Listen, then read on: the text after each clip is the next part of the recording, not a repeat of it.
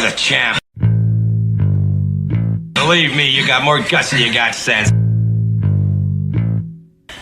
Yes! I love it.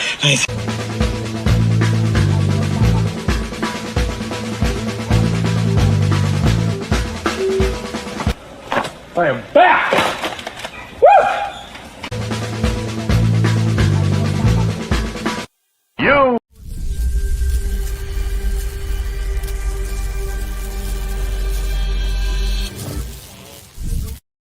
We are back, and I do love it. Cocktail Lounge, after a little break for the storm, Armageddon, Snowmageddon, something-ageddon, all the tracks closing, nobody's running. Turf Play just finished, and that's where we normally start off for the night, so we won't be going there. But we are here, and speaking of being here, Riders Up Tim here with my man, the Formula. How's you doing? Doing okay. I'm probably on a major delay right now, and I'm looking to change up computers, so I may be in and out. I'll give you the first race because of that. Yeah, actually, it looks a little better. How about me? Yeah, you sound better to me now, too. Yeah, so whatever you just did, moving things around, maybe your computer got scared of you, so. Yeah, it heard the other one booting up, so it knew it was going to get replaced. Started shaping up. Yeah. Here we go in the chat. Bobby D. First bet, Bobby always in with the exact box 874 to start it out. Yep, Curtis, we are at Delta Downs. Not much of a choice. So we're going to Delta Downs. Down on the bayou. Beats Chucktown, that's for sure. Yeah. We're not doing it. Indeed. But yes, we've got a little bit of time here until Delta Downs first race. Got about 11 minutes. We'll go through that here in a second. Sean will be joining us here in a little bit. Got caught in traffic on his way home, held up at work. Boston snowed in, I guess, like everybody else. It's been crazy. We've been above freezing like one time over the past 2 weeks here in the local area. So the snow that we've got just kind of hangs around and makes everything bad. It's a lot for you guys. It really is. We're like normally for the entire season, we're sitting at about 10 inches and we've already gotten over 13. But how's everybody doing out there? I see Michael Haver checking in. Curtis, as I mentioned, Bobby D. Where is everybody? We got 10 tuning in right now. We'll give everybody a couple of minutes as we settle in for the first here.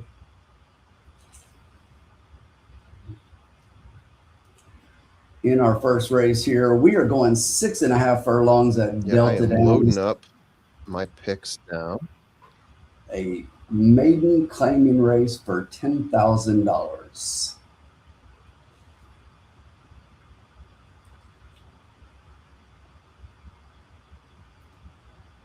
For Louisiana bred maidens, 3-year-olds. Well, I'll just start off and jump right in here. We will see what the odds look like. Right now, the 7 was your 7-2 morning line favorite, currently sitting at 6-5. I don't like that at all because I had the 7 on top. So don't like the price, but this one looks much the best. Carol Castillo getting Timmy Thornton up. This one's got back-to-back second place finishes at this 10,000 level. The figures in that race kind of tower above everybody else. There's one horse that's gotten into the 40s, and this one's run basically back-to-back 40s here, improving every time out. So now with the 5th start, 2 seconds out of the 3 races here at Delta Downs. Should graduate today. And that'll be the 7 for me on top. My second pick here is the 4, Auga. Auga is dropping down a little bit. This one started off and had raced some maiden special weights back in November here at Delta Downs, and then dropped to a 20,000 maiden level. Did an open 20,000, then did one for Louisiana bred stake breds last time out. Improved a little bit off of that. The figures got better each of the races here a little bit, each of the races here at Delta Downs over the last 3. So Could move forward enough to finish second. And then after that, I think you got to give a look at some of these first time starters in here. And of the first time starters, the one I kind of like a little bit is the 8 Midnight Cole. All the way on the outside for Scott Gellner, getting a run up and 5-pound weight allowance for the apprentice. Trainer hasn't done well first time off the bench, but this is not a very tough field. So I look at this field and think he's got a pretty good chance from the outside to be able to see them all and hopefully work out a trip. Another one I like a little bit, almost took with my third pick, was the number 5, getting Tommy Pompeo up. But this one is, look, I know this one's dropping down in class, dropping from the maiden special weights into this maiden 10 level. So you got to kind of give this one a look on the class drop a little bit, but this one hasn't been within about 30 lengths in any of the races so far. Granted, those were a little longer. Debuted at a mile, cut back a half a furlong to go 7.5 last time out. Now we're going to cut back again to 6.5. That could be enough to put this one on the board, especially getting Tommy Pompeo. Always one you got to consider down at the Bayou. What's everybody got? Curtis is going to play a tri-key box here. 8 with the 2, 4, 6, 7. Good luck with that. Going to try that first timer. I do like the first timer. Let's get our comments up. Get things rolling here. Of course, as usual. Hey, and Michael's joining us from down in South Louisiana. I should have guessed with the A-Bear name there, Michael. What's up, Bob? Bob Jackson. Yeah, it's good to be back. I'll tell you, I really wanted to, we all wanted to do this last week, do the lounge, but we weren't super excited about all the cancellations for weather. And we could have done Delta last week, but we decided to take a chance and hope to come back this week and get right back to our track. And not going to be able to get back to Turfway as the weather's keeping them to the afternoon, so they're not racing at night right now. But and they've already canceled. If you did not see, Aqueduct's already canceled Saturday and Sunday. So this weather has just been brutal for everybody. So many cancellations in this over the last couple of weeks, and it's just been nuts. 2 weeks of craziness. And how many of you are like me and you're like Jones in a little bit to play some horses? Hopefully we can get some of these stakes races in this weekend. We got some pretty good ones. We got a couple that have been delayed. One that I really want to see in the Southwest. I'm looking forward to that race. We'll talk more about that when Sean and everybody gets on a little bit later. But hopefully we can get some of these races in, get back on the Derby Trail and get off of the snow. Yeah, Bob, same here. This is craziness for the Kentucky area, the amount of snow we've gotten. And we've been pretty lucky here in the Louisville area because we were above that ice and freezing rain kind of line that hit a little bit south of us. And even over to Lexington, Lexington southeast of us here in Louisville. So they were far enough down to where that line kind of grazed Lexington. So they got it a lot worse than we did. We got a little more snow, but they got all the ice. And if you drive to Lexington, our roads for the most part here in the Louisville area are great. There's snow everywhere on all the other surfaces, but they got all that ice and their roads are still a mess. But it's just absolutely nuts.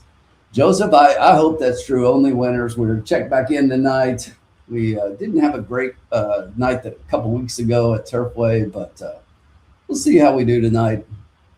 I went through the card a little bit yesterday, went through all the races, watched some races today, back for some of these horses. So I think we got a couple of opportunities here. I did hit one decent payout at Turfway, but the last race crushed me. I hit the next to the last race with a 9 horse, and then I had some nice doubles going into the last race, and my closest horse of the 3 I had in a double finished second. I did not have the winner in there, and those were all paying pretty good. But we'll see what we can do. The kid, Vicente Del Cid, is definitely the man down here. Melancon's also riding tonight. Never count out Timmy Thornton.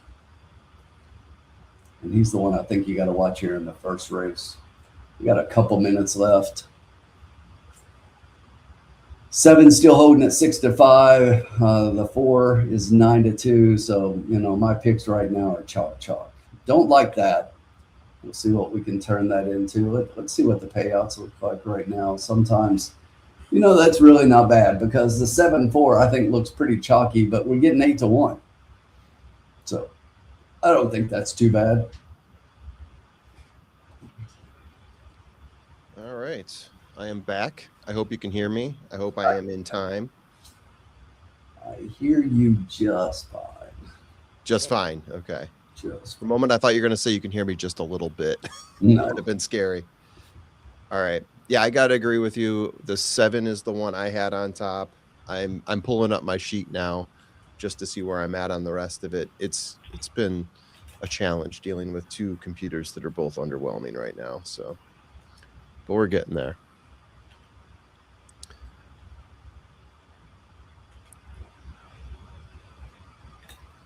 Wow, I'm counting the percentages that it takes me to open up this Excel sheet. This is fantastic. All right. Yeah, I've got the 7, the 4, and the 6. I really didn't get a whole lot of rating off of any of the firsters in this race. There's 2 of them in here. After the scratch, maybe a little bit of something on the 5. Do we have a first bet yet from you, Tim?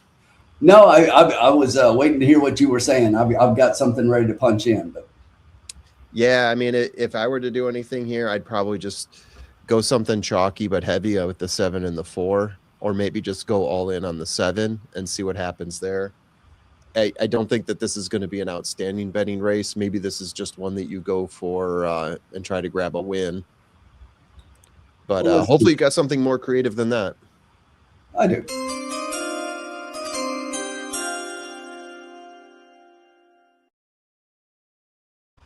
Not too much more, but I think the 7's pretty much a lock. So here's what we're going to do. We're going to play a $5 exacta. I'm going to put the 7 on top. We're just keying the 7. That's not a box. So we're going to key the 7. I think 7-4 looks pretty good. And look, that's the lowest payout in exactas right now formula. But for $1, it's $7.70. So, I mean, that would be a decent payout. I would take that, to start us off here. And I do like the 8 as a first timer here a little bit from the outside. Yeah. There's a couple of things that I do like there. So we'll give that one a shot because if we could bring that one home, it would be 18-1. So we'll see if we can catch one of those and kick things off here. We'll take $10 out of the bankroll. Yeah. Of the 2, that's probably the best looking firster of the bunch. So I don't blame you. And you see this happen at Delta Downs all the time just because the low level of play, I guess you could say here, the low level of quality. You can see firsters like this pop off and, take down a field of horses that have run like 7 or 8 times before, like we have here.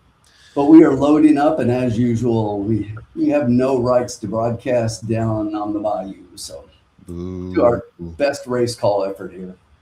Yeah. Yeah, let's do that. Pretty even break.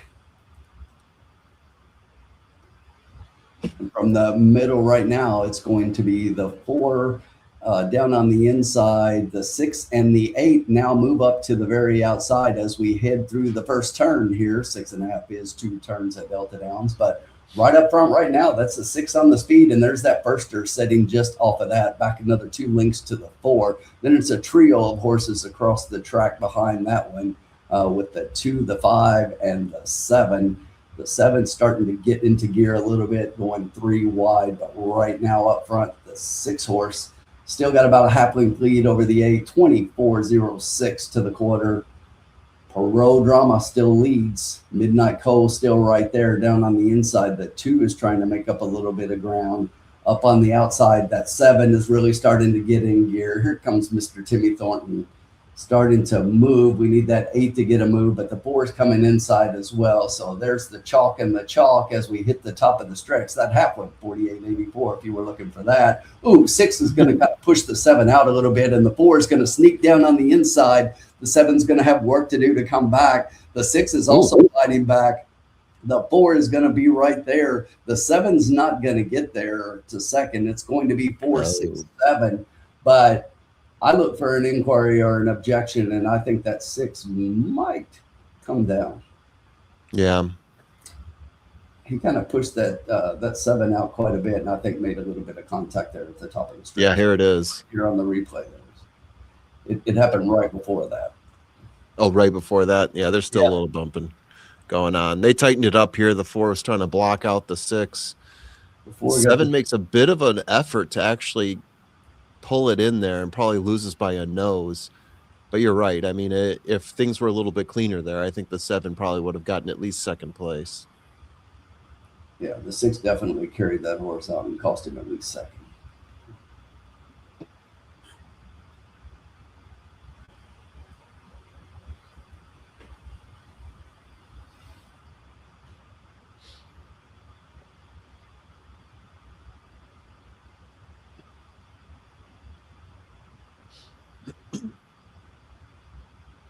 Yeah, 4, 6, 7. Those were the top 3 that I had. I think it's the top 3 you had as well. 4, 6, 7 is what it ends up as. Yeah, 4, 6, 7. We just had a different order. 8 kind of faded late.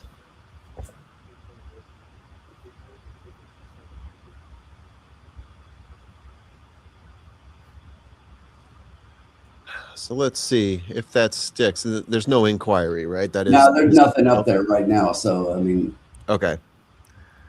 4, 6. Am I right in saying this? 4, 6 on a 1 pays $25. I was looking at the 25. Pays 25. So what is that trifecta going to pay? I'm going to guess. Let's see. I'm going to guess 38. Yeah, I was going to say 40. Yeah. I was going to say $40 for 50 cents. If that. So a couple of people out there in Profit Land hit this. I think it looks like Kyle Graves may have hit it. The try. Oh, God. Why does everybody have to say it like Sully, I am indeed back. Computer issues. Frustrating things. I mean, I bought a new computer to replace the old computer. And the new computer works just, I don't know. When doing these, it works worse. So I have to pull out the old computer that has a bad monitor, hook it up to another monitor, and then use my new computer for all of my metrics and whatnot. It's official in the first 4, 6, 7, 5. All right. Okay.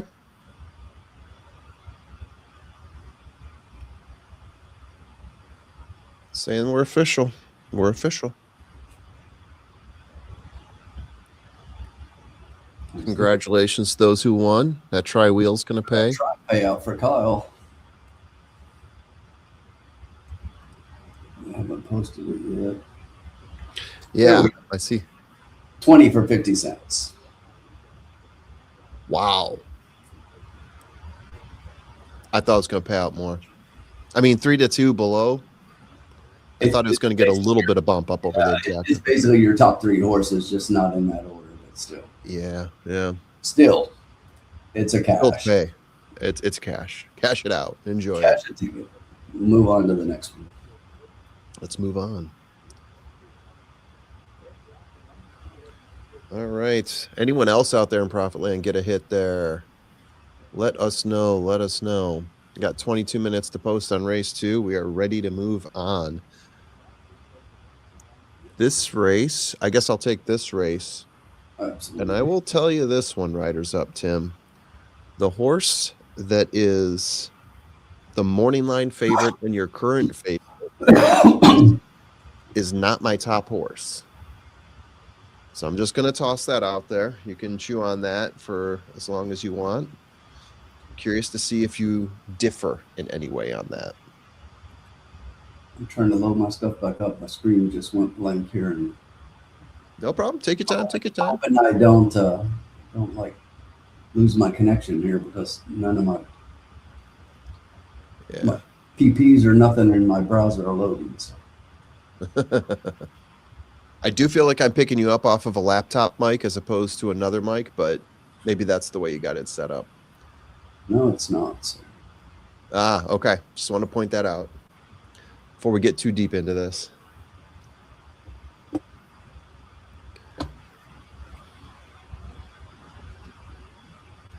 And figure out what to do with this next race.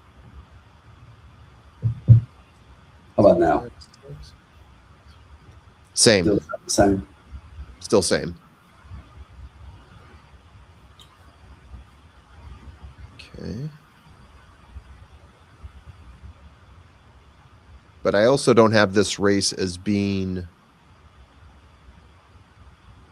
Don't have this race as having like a clear-cut favorite. I would not single any horse in this race. Per my metrics to let me know if there is a single, it is wide open. But there is a horse in here that I'm getting a price at right now, so I might try to take advantage of that. Okay, I think he did something because the background noise just cut out completely. How about now? Oh, yeah. Clear as a whistle. Much Dulcet better. tones of Riders Up Tim. Much better. Much better. We're all very wide now. All right. All right. I gotta fix my browser stuff now. I don't know what I got going on here. Yeah, take your time. I will what can I do here? I can read through some PP stuff or whatever. We've got a 5 furlong race on dirt claiming 15K for a purse of 28K. 11 horses are entered into this race. One horse is scratched. That is the 11 Running Ragged. 15-1. That horse is no longer in this race. So please do cross it out of your program. Yeah, this is, I'm going to pull up my, my racing form here too, in case there's any, fun hidden secrets in here. All right. I got mine back up as well.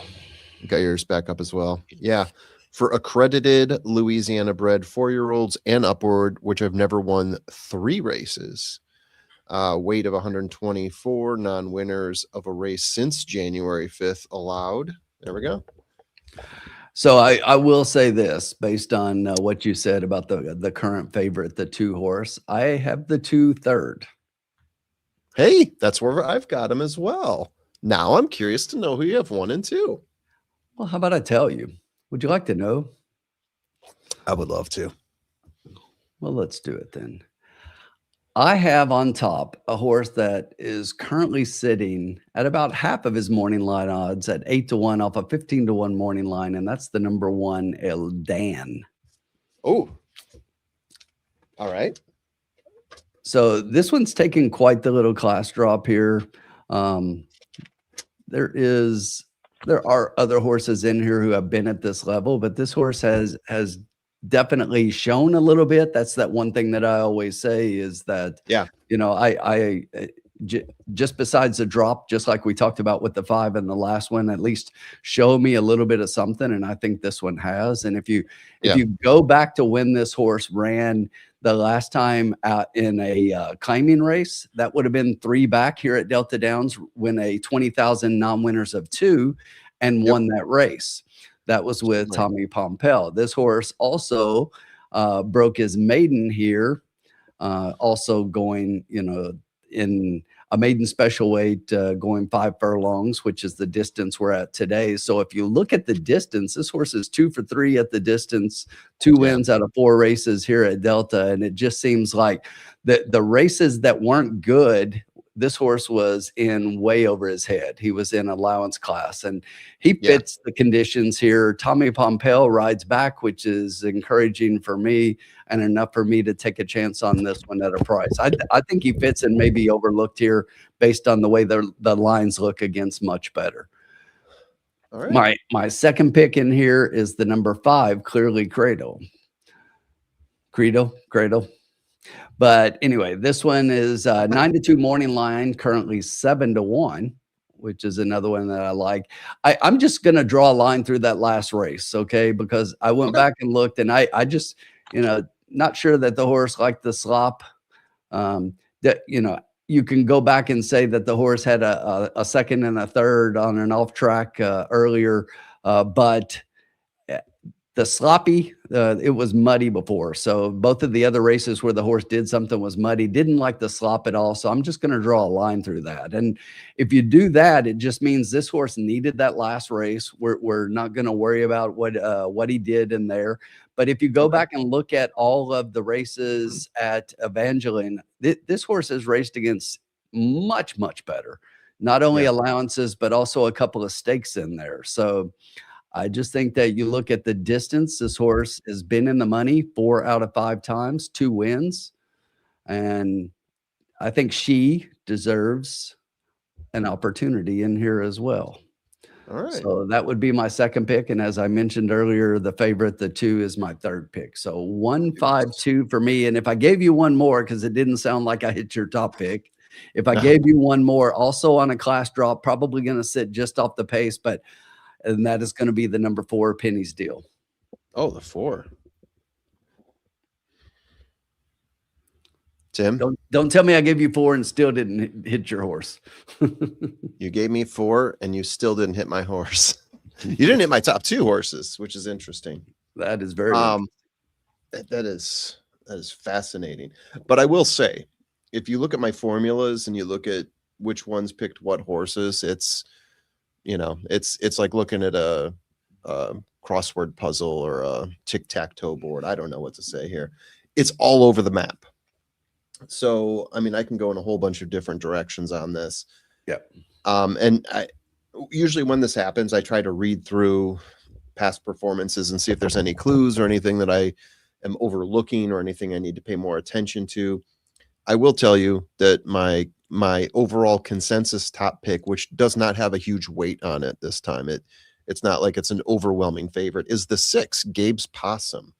If you look at past performances, the horse seems to be, for the most part, always in consideration, right? There's a few races where this horse wasn't. But then you look at the very top of the past performances and you realize this horse was just claimed. And the trainer who claimed him, first off a claim, is 7%. And you look at the jockey, and the last 10 races, 9 times Melanson was the jockey. This time around, Alexander Castillo. So there's a lot of things changing about this horse that I am also thinking, okay, well, maybe that's why this horse opened at 6-1 and is currently at 9-1. Just a lot of changes for this horse. Not to say I want to cross him off completely, but it's a consideration when it's this spread. Yeah, and just to give you a little bit of insight from my perspective is that I looked at this horse and a lot of the things that you said about the numbers and looking at the back races fit, but I did not like all the changes. Yeah, a lot of changes, right? Yes. Changes that were not favorable. Exactly. And then my next horse is the number 10, Cocktails. This is one I think I'm a little bit more prone to use. He won his last race at Evangeline, went gate to wire in that one, is a horse that's going to be forwardly placed, more so than a lot of the other horses in this race.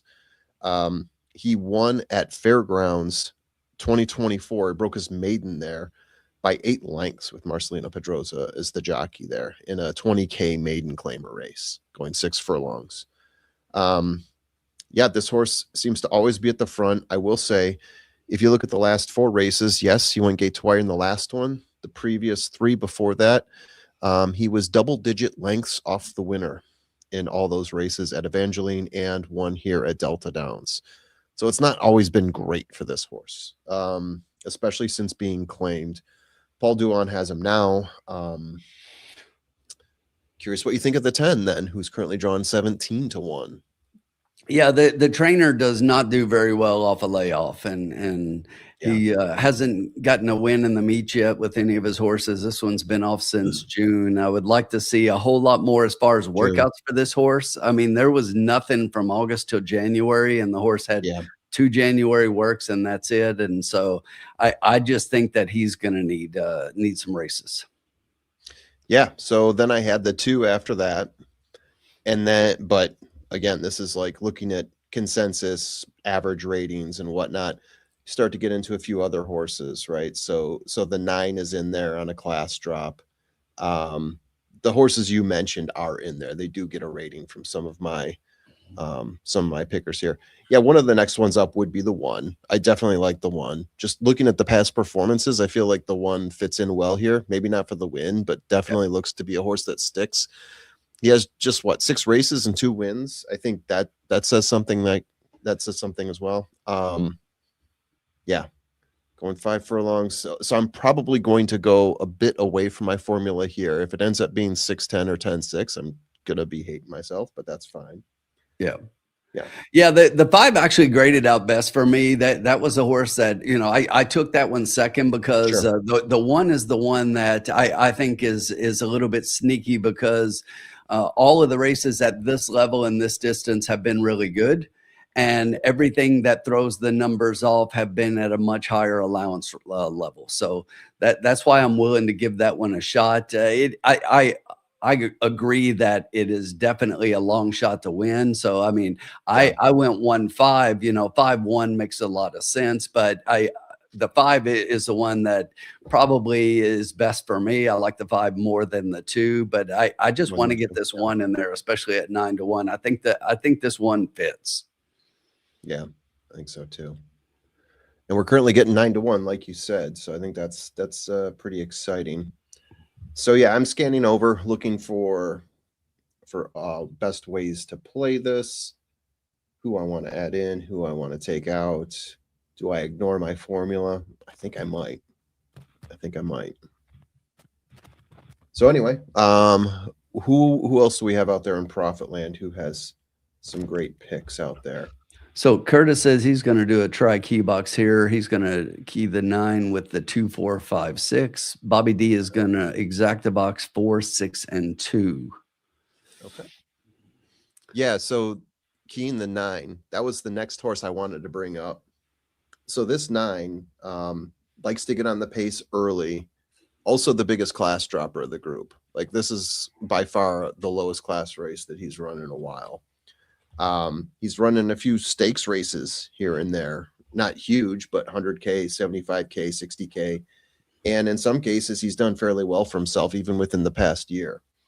So I definitely think, especially at 5-1, if I were to do some sort of key box, I think the 9 would have to be the key for me. I might do something similar to what Curtis did. Yeah, the 9 was another one that he's one that I saw on the class drop. Yep.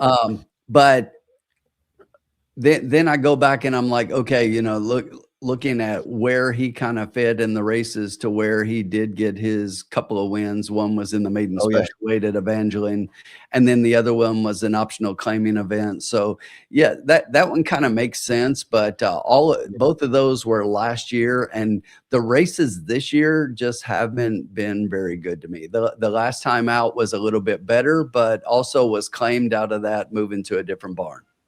Yeah. Hi, guys. Hello, Sean. Welcome. Sorry about that, my friends. Mr. Spin? No. Boston traffic. Nothing to apologize for. Yeah, doing good. All How right. we doing? We're through one Doing race. great. How are you? We had Right. the right horses, the wrong order, but we're doing all right. There you go. Okay. Do you have That's opinions on race 2, Sean? Let me see. Race 2 coming up here. Yes, sir. Let me check here. Yes. Race 2. Yeah, I thought this was an interesting one here. Yeah. My first pick was the 5. Clearly Credo, I believe, with the Vincente del Cid. Right? Am I in the right race? No. You are. Yes, You yes. are correct. Okay. I'm in the right race. Okay. You're all over it. I'm all over it. There we go. Love it. Okay. There we go. Yeah. Vincente del Cid. Yeah, I like this horse. And was he like 40% right now? He's crushing it.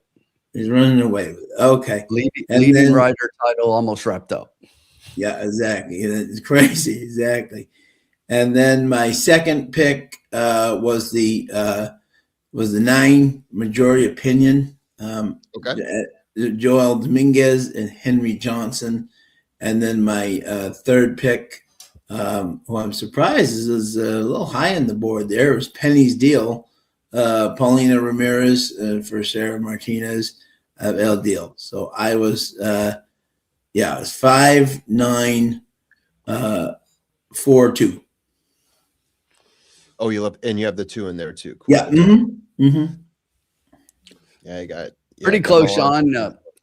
I like the 5 as well. I threw the 1 in. I think the 1's got a real chance. Kind of fits at the level. The bad races. The bad races were against much better at an allowance level. So I threw the 1 in. The 4 was also an underneath pick for me. And I didn't talk about the 9, but I do like the 9. Yeah. Yeah.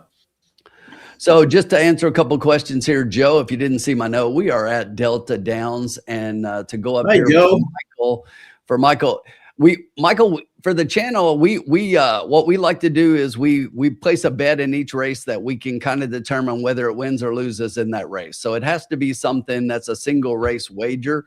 Although we do talk about multi-race wagers from time to time, and if there's a pick 3 or pick 4 or something that people are looking at, we will sometimes throw out our picks and let people know what we would wager in that, but we don't use that for our channel wagers against our bankroll. Yep. Exactly. Curtis, I could turn this one into a rant. Yeah, Colonel Corbin, he ran pretty good. His buyer was it was nearly good enough, but it wasn't quite nearly what Nearly got. Cornucopian got 97, Nearly got 98. So he's good, but not that good. All right, guys. I am ready for my pick. I'm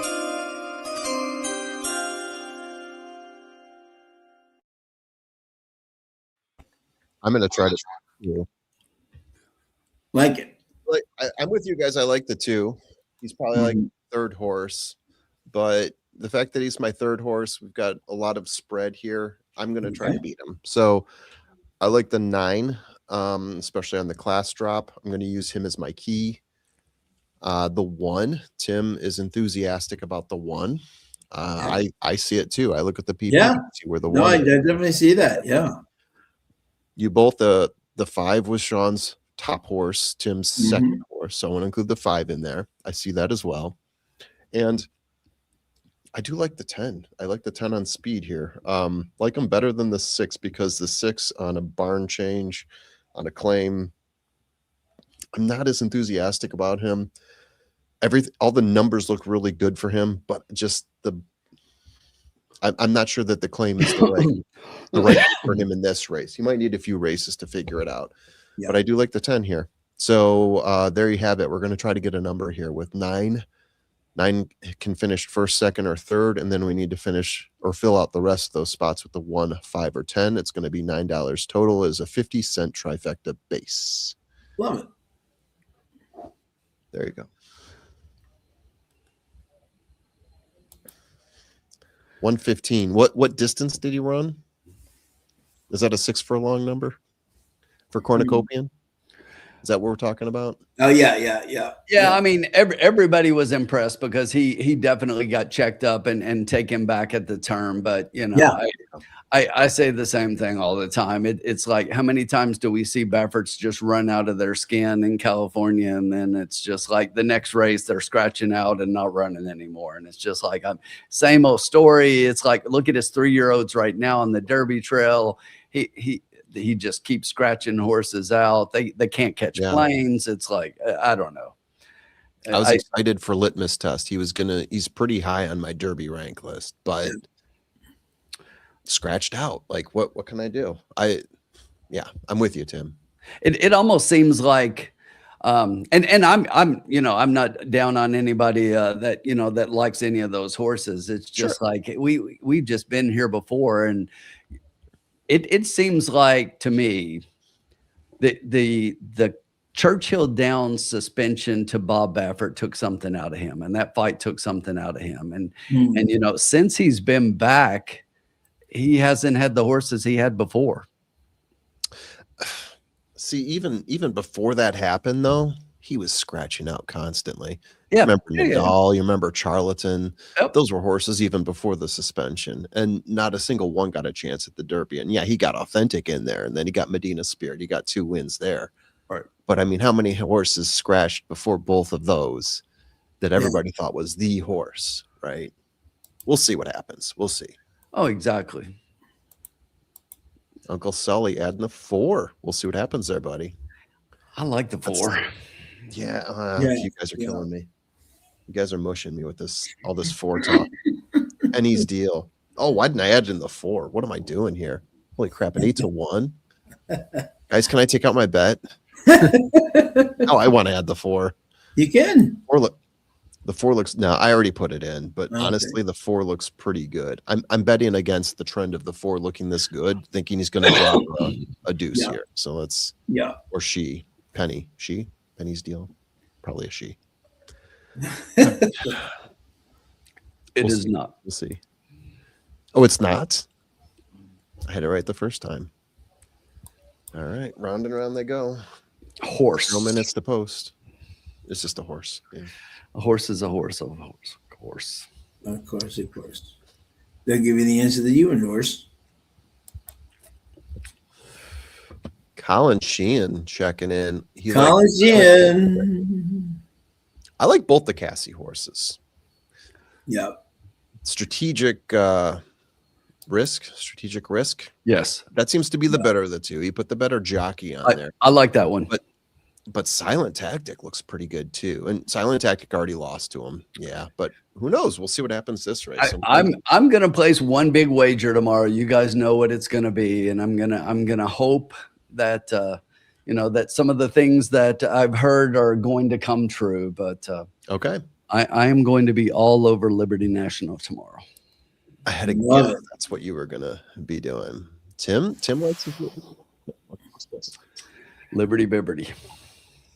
Yeah, Was a good race tomorrow. Was today or is it another day? When is the Withers like on? Is that tomorrow or is that? It is tomorrow as well. So they're running the Withers tomorrow and the Southwest tomorrow. They were both delayed from postponed from last week, and then we've got other races that'll come up this weekend, Tampa and the West Coast race, and so it's just crazy. MF Davis. Lots going on. Yeah, that's right. We've technically got what, 5? Yeah, I think 5. Seven this weekend. 7. There's 7 things this weekend. Between between the Phillies and the boys. Okay, counting the Philly races. With the Phillies. But I'm saying, but 7 is crazy. Yeah, it is. That's crazy. That many, It is definitely crazy. Yeah. That's crazy. Sully, Super Bowl picks. I'm going with my head. I'm picking Seattle 20, New England 17. But hey, we can win. That's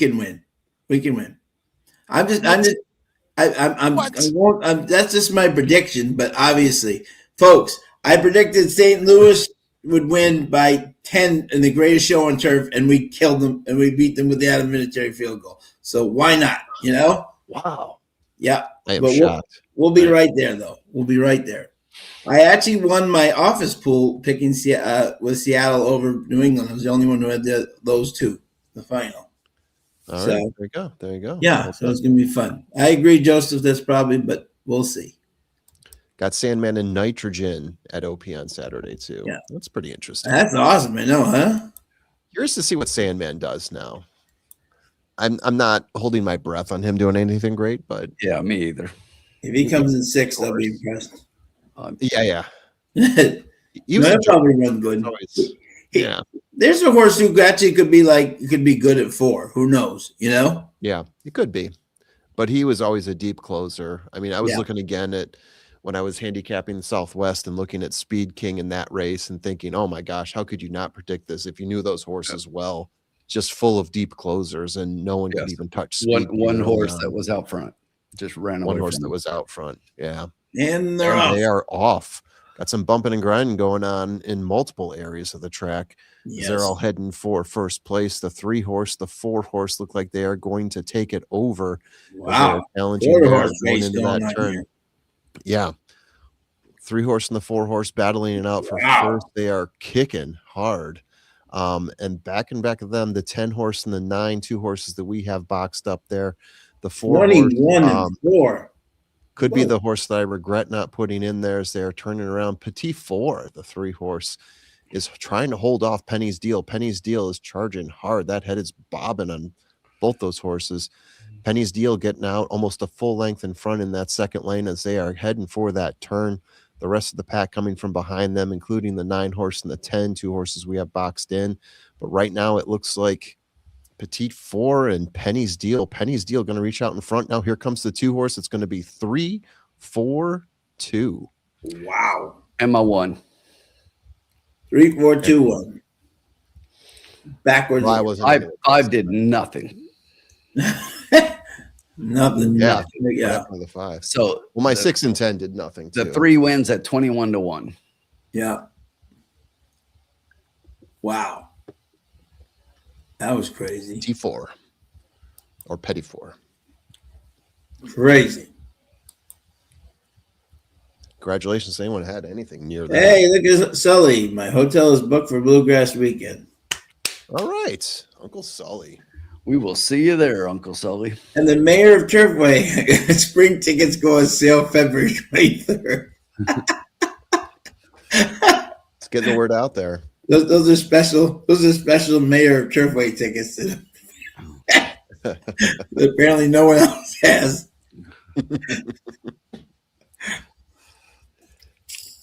On to the next. Exactly. Moving on. All right. Alaska. Sunday, Hombre is moving to Alaska. Yeah, you heard it here first. Breaking news here at Trust the Profits. That is, El Hombre has already said he will move to Juneau, Alaska. He's picked the city for himself. So he's I have to give him credit, though. He deserves part of the credit because when they were 0-2, he came on the lounge and said that the Patriots were the biggest bunch of trash ever, right? Yeah, and ever since he proclaimed that, we went 17-3, and his team went the other was actually 2 and doing really good, and they went the other way. So he actually spurred them on. They must have seen our broadcast and said, "Oh, really?" Yeah. He needs to stop talking because we have the same teams. I know that's yeah. Exactly. Like, remember last year he came on, he said the Tigers are unbeatable. All of a sudden at the end. Hey, Sean, I had to ask you this. I've been waiting to ask you this. Did you see that the Celtics signed Amari Williams to a 2-year deal? Yes. He has been amazing. He's been on fire since he came up. Oh, my God. He's been unreal. The first ever game, you ready for this format? They put Amari Williams in, right? He just gets there like an hour before the game, right? Right, they're in overtime. He comes in, gets a and 1, and then makes the block to save the game. And he had only been there for like an hour, right? Wow. and he hasn't looked back since. He's been incredible. Yeah, I take it he was a Wildcat, huh? Yeah. I was glad they called him up though and finally gave him a contract because he's been showing potential for a while. So and Tim will appreciate this too, right? The Boston joke is finally a Wildcat with talent, right? Because when Patino was here, Tim knows all about this. He drafted the whole Kentucky team. Yes, he brought in all of Kentucky. And they were all awful. That was Walter McCarty in this team. I love Walter. Everybody loves Walter. Come on. Exactly. Tommy Tyson used to say, I love Walter. But the rest of them, like, oh, man. Yeah. It was so funny. Who was the power forward? The guy that gained all the weight? Antoine Walker. Oh, yeah. We had, you ready for this? That was the crown jewel. We had Antoine Walker. We had Delk. Skywalker. We had Mercer. We had Mercer. We had Walter. We had he took his whole Wildcat team and thought he could play college basketball in the NBA. Yeah. Didn't work too well. Yeah. Especially when conditioning is an issue with his they got to show him the door. Whew. So that happened. Yeah, so that was funny. So, but no, they love him. He's really good kid too. Yeah, he's from London. Yep. Yeah. And you know what the crazy thing is, when he was over in England before he started playing professionally and then got called up to Kentucky, he was just playing on the playground.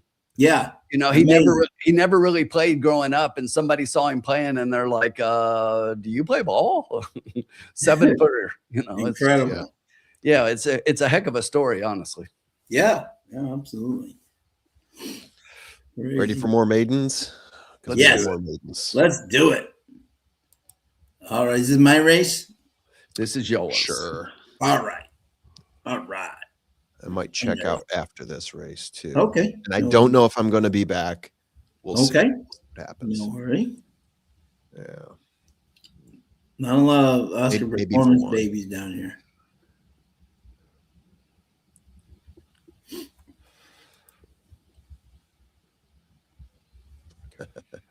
Yeah, he would, Sully. If the Tommy points, he loved Walter. He used to. People had shirts up here that said, "I love Walter." Exactly. What's the big deal there? What's the I love Walter thing? This is completely foreign to me. I remember Walter McCarty. Yeah. The Celtics, I don't remember much about Tommy Heinsohn, who was the great Celtic great, who was the announcer, used to say, "I love Walter," and then everyone had the shirts that said, "I love Walter." Wow. Yeah. All right. Yep. Crazy. Don't say. All right. Got maiden claiming 20K here. I like it. You do? Oh, okay. I like it. Yeah. We're gonna get a winner here. Yeah, let's get a winner. I agree. This is winter time. Yes. We got a bunch of firsters in this race. Yeah, this is crazy. Exactly. All right. Who's gonna go first here? You know what? Hold on a sec. Yeah, I'll go first. Okay. I'll probably breeze through here a little bit, but we'll have fun doing it. Yeah. Right now I've got so my number one horse here, and I think this happened mainly because the 2 and the 8 and the 10 scratched. I know. At 8-1, opening up at 8-1, but currently at 3-1. Zianaro, the one horse. Numbers aren't great here. I have a feeling this is going to be a firster's paradise because this is my top graded horse of the 3 horses that have run before. Yeah. And the numbers I'm getting are just not fantastic. Showing up as having a little bit of a class drop because we're not talking about a major class here, right? So previous to this, ran in a maiden special weight for 44K. And now we're talking about running in a 20K purse maiden race here at Delta Downs. So, how did he fare in that previous race? Didn't hit wasn't in the money or anything like that. But in terms of the other 3 horses, he graded out tops for me. Now, the next horse I go to is going to be the 9 horse, who's currently sitting at 7-1. Cajuns Mores, I'm guessing that is how you pronounce it. Yeah. So Hit a Bomb is the sire, Jorge Lara is the trainer, and then Alexander Castillo, the jockey. So in terms of first time, so I'm taking an average of a couple of different things here. First time starter, first time in maiden claiming.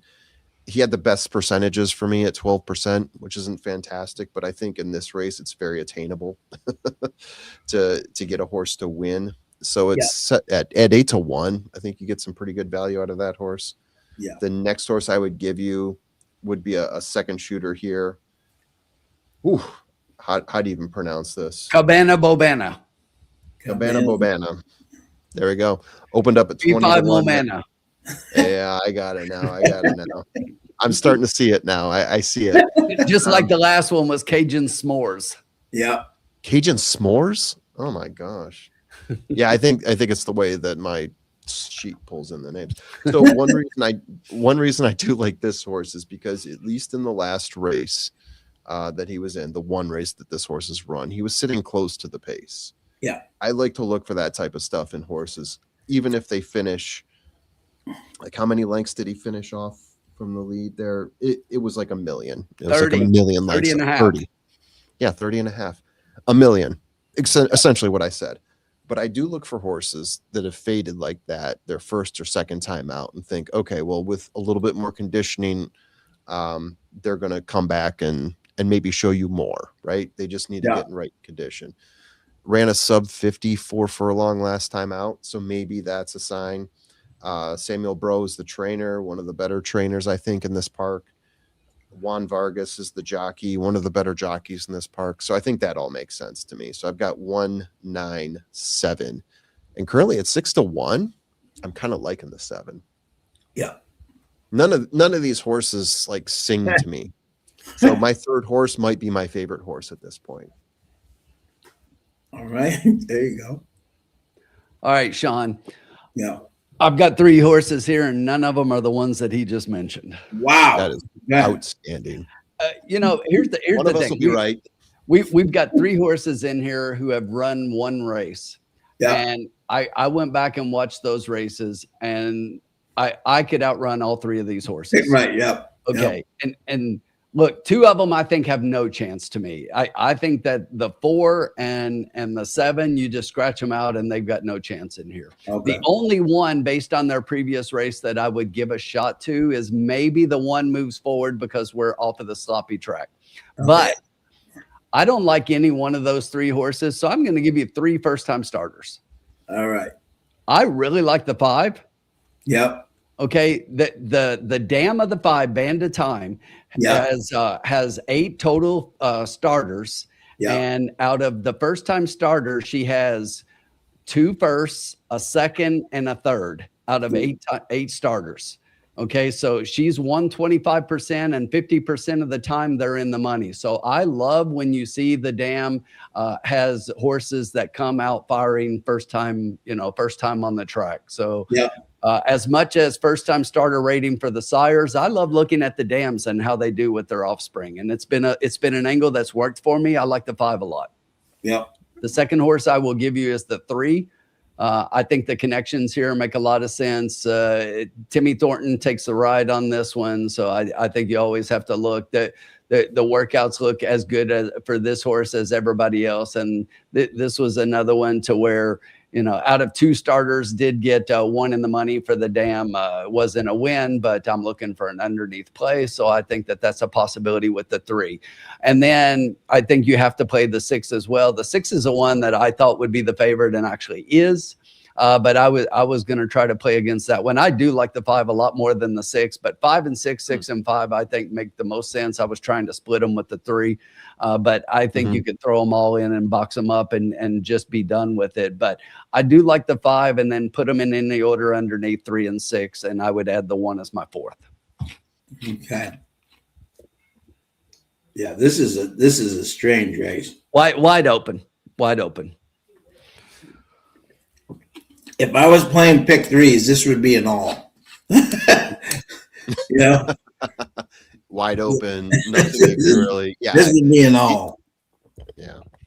Bobby D's got 195 and winning the 9. Good luck, Bobby. Bob Jackson's in the house. What's up, Bob? Curtis, everybody, Joseph, we got everybody tonight. Love it. Yeah, this is an interesting group for sure.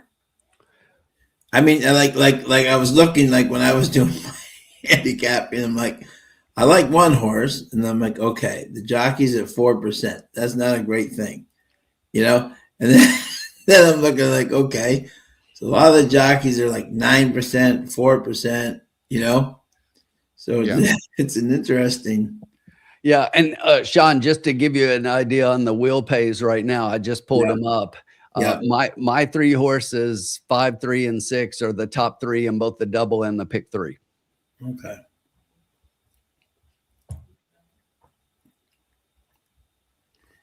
Yeah, when you try to narrow it down, it's exactly. And the 5 is owned by Brooke Guidry, who happens to be the, I believe, the wife of Mark Guidry and the sister-in-law of Ron Guidry, Louisiana Lightning from the Yankees. There you go. So there you go. All right. Let's see. All right. Yeah. I think, hey, what's up, Bobby? Okay. And what were your numbers again, formula? I had 197 with 197. very little conviction. Yeah. I do think the one in fairness to him, I mean his workout, I liked his last workout, and it's made in special. They didn't bet him. It was in the slop. How how bad can you be? You don't have to improve much to beat this group. You know what I'm saying? Yeah, So and that's why I said out of the three that have a race, that's the only one that I yeah, thought, that's an interesting that one. I would take. Yeah, exactly. I mean, and does have a good workout there coming up from January 9th, That's something maybe the horse could, but just trying to see for betting. This is one of those races where like you could get 7 different exactas, Yeah, and the odds are showing it right now because there is no Yeah. horse So in the even. race who is greater than 6-1. No, exactly, because no one has any idea what to do with any of them. You know No, what I'm saying? there's Yeah. 5-1, 5-1, 5-1, 6-1, 6-1, 7-2, Yeah. and 2-1. But And the favorite right now is Now You're One. Yeah, right, exactly. Yeah. And I would like that horse, but not at 2-1. You know what I'm saying? No, So I agree. The most nondescript sire of the group, too. yeah, exactly. Yes, agreed. So, yeah, so I think let's see how they look on the track here. And then I think I'm really This might be a fun one just to take one of the long shots and say, you know what? Yeah, I Throw know, $50 seriously. to win, and we'll see what happens. Jenny, I've been waiting for 2 weeks for you to come in and make this comment. But let me say this, Jenny. Skippy won the race, but tell me I was wrong about White Abario. He kicked everybody else's ass. The horse that everybody else was on in the race, none of them did shit. And it was just his conditioning at the end of the race that got him a little bit. If you looked at the top of the stretch, most people thought he was home free, and he just lost it at the end there. I was happy for Skippy. I'll be honest. I'm happy Skippy finally got the grade 1, to be honest. And I thought it was pretty telling though when you looked and you look over there and it's like you got a trainer bawling after his horse won, and he's not even bawling for the horse that won. right. Yeah. So Tim, I will admit you were as right about White Abario as I was about Full Serrano. So yeah. Or not even close. Come on now. Please. Please. Not we're arguing about close. We're arguing about 2 horses that we like that didn't even win. Not even close. Splitting hairs. Splitting hairs. We're not splitting hairs. It was more like 7 links between them, not a hair we're splitting. Yeah, exactly. Come on. Third place is third place. That's about where I had him anyway. No, I had him as my long shot. Skippy was a way better long shot, obviously. He won the race. Nice, Curtis. Way to go. I am very interested. Ooh, wow. Yeah, Skippy. The grade 1 horse. Let's see where Sean goes here. All right. I think I know what did I pick. All right. Yeah. I'm going simple this race. You can hit.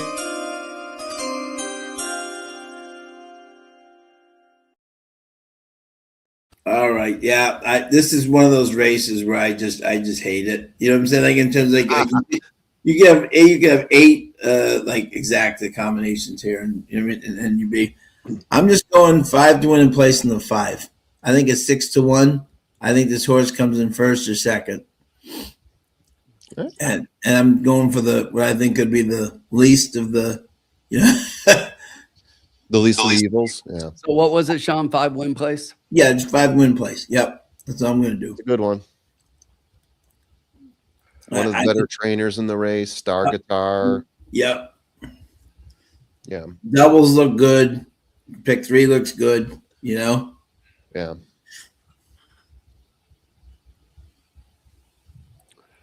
Jenny's trying to get Tim to rant. She's poking at you. I'll tell you what. By the way, formula, excellent call on Bravaro. Thank you. Thank He you. ran a very good second place. He did. He was distant, but then again, I think I don't know. I'm looking at nearly. I was looking at the what was it? The allowance race that nearly ran on January 2nd earlier Yeah. today when I was looking up confessional. Yeah.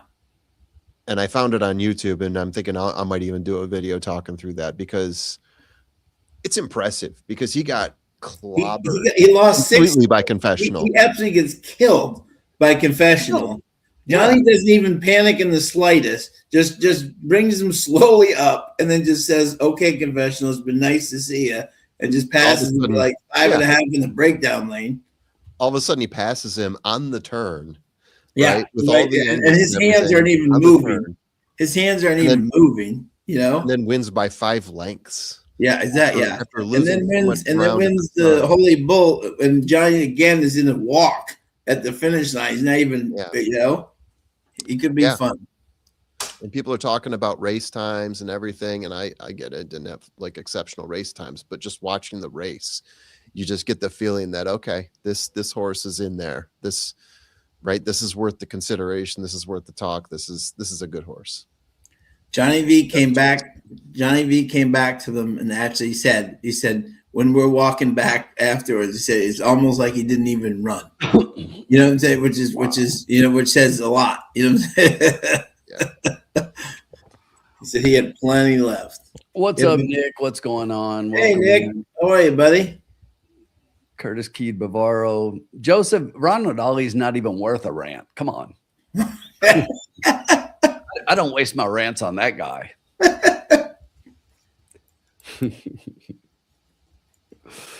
Oh, goodness. By the way, shout out to my boy, the lead rider at Chantanita, Kazushi Kimura. Kazushi. He's doing well out there. Yeah, Tim's gone. I'm out. He's riding good out there. He really is. Yeah, he is. Now he's got Flo to contend with. So Tim must be devastated that Flo has left the East Coast and gone to. Look, Flo KK and Flo have both gone out to the West Coast. Yeah. I mean, what I don't care if they're leading jockeys forever out there. It's Right. nobody bets That's that. isolating Tim's least favorite jockeys all in one Nobody island. bets that mess out there. Come on. Oh my God. I did see today, gentlemen, that they released the date that tickets go on sale for Breeders' Cup 26 at Keeneland Racecourse. I will be there. Sean, are you going? Wow. Well, that's our hope. Yeah. I can't commit yet, but that's definitely our hope. What's the price tag on those tickets? I haven't seen them yet, but Yeah. Okay. I definitely plan to go. Especially if both Nearly and Antiquarian are there, then most certainly. We are 0 minutes to post, headed to the gate. What's up, Rick? Welcome in. Hey, Rick. Hey, we're pretty close on that. Show on the 3 and 5. Someone was asking me last week about Antiquarian. We probably will not. He's working out right now. He's working like gangbusters, but we probably won't see him until like April. Okay. Because they're looking big term down in terms of grade ones. You know, they don't want to waste him now. They want him to. He's come back really well. He just hated that Delmar track with a passion. Wow. Merge. The old Murray State reference. Look, you just keep talking that shit because the more you do it, the more Kentucky keeps rising up in the I standings. know. You know they're in second place in the SEC right now. So just keep it coming, please, please. Just keep it coming because the more you talk, the more they just prove you wrong. Let's go. Exactly.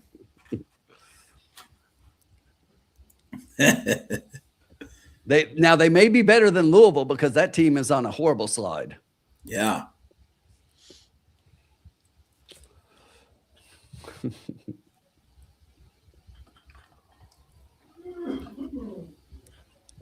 Ooh. Nisos versus Forever Young. Forever Young in a It'd walk. be good. Yeah, it's going to be Forever Young, but I mean, Yeah. that's at least a matchup I would be intrigued with. Yeah. Yeah. But yeah, I'm a big Forever Young fan. We had him last year at BC. Yeah, we did. Yeah. Totally did. We had a good BC last year, guys. Yes. We can talk about that for a while. There was even stuff that we Whoa, talked about whoa. walking around. Did someone flip? Yeah, 1. Oh. All right. Oh, that's a 3. A 3 as well, Jackie. Okay. You missed. Yeah, the 3 doesn't. Yeah. You have to go back to gate school. No, here he comes. They're getting him that way. Nope. Wants no part of the starting gate. Oh dear. Ooh. Where's Nisos running against Forever Young? Is that a made-in?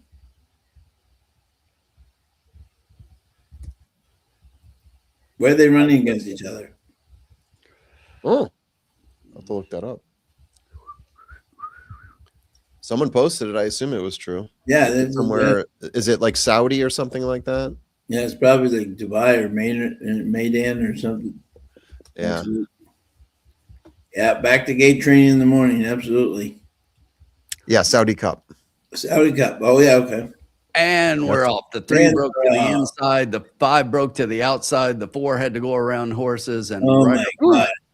it's the 7 on the lead. And now the 6 from between horses puts a nose in front down on the inside. The 4 is also right there. The 7 is outside, 3 wide. It's another 3 lengths back to the 9 horse, another 4 to the 1. Everybody else is way back at this point. They're going at a pretty good clip up front, 22.44 to the quarter. It's the 4 Dauntless Star with a half-length lead over One Sure Hit, another length back to Cabana Bobana. It's another 6 back to the 9 Cajun S'mores, the 1 coming up inside that one right now. The other horses still have a lot of work to do from far back. They round the turn and head to the top of the stretch. It is still Dauntless Star, One Sure Hit right there.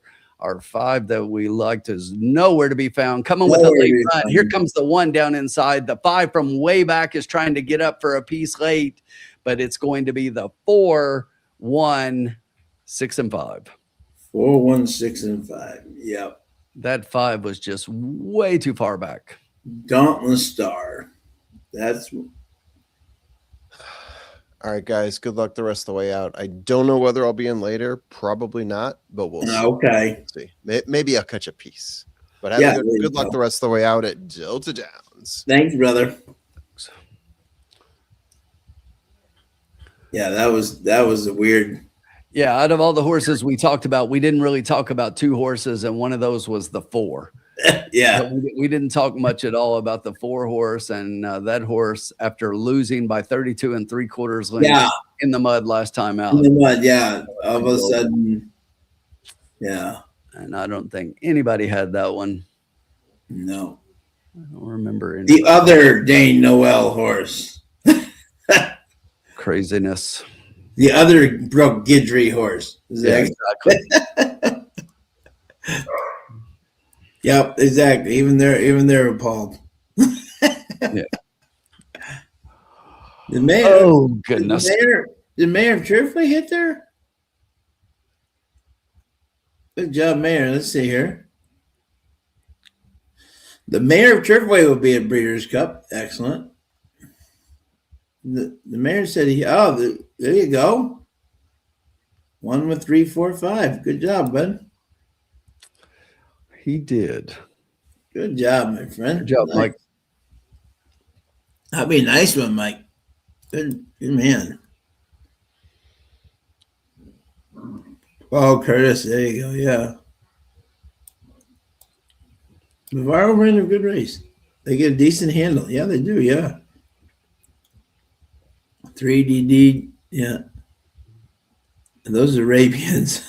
They run like it. You know, Sean, the 5 ended up going off as the favorite in that race. Yeah, I know. Yeah, that's crazy. And then, of course, the other one wins, and that yeah. Well, You know, that's exactly what the point I was going to make is we didn't like the one because of the price. Yeah, The one was one that was interesting, but not at 2-1. And yeah, and that goes off at 7-1. And then the one goes off at 7-1, finishes second, and the 5 was 2-1. Yeah, I would have bet I would have bet the one across at 7-1 rather than exactly than before the 5 at 2-1. Oh, good job, Carol. Carol, nice job. Had 5-1 in place in the one. Great hit, my friend. 7-1. That's gonna be a great one, Carol. Congratulations. Love that. That'll definitely work. That will definitely work. And it's official already. They go quick down there. 4-1, 6 and 5. Look at that. Dauntless Star. Let's see. Let's see if Ron's in the picture here. Mike is now going to run for mayor of Delta Downs. Yeah, love it. Mike's taking over. And there you go. Dauntless Star. Exacta 5110. Great job, Mike. Mike is all set for the night now with his budget. That is awesome. That is fantastic.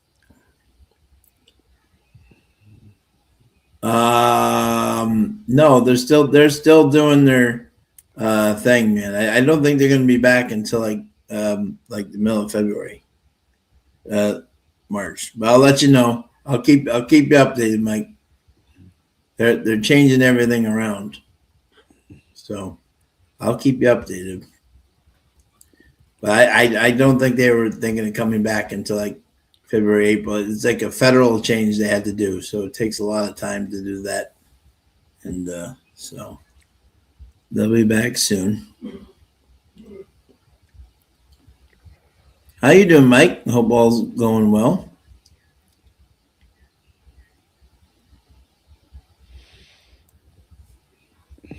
Race 4 coming up, Tim. We got starter optional claiming.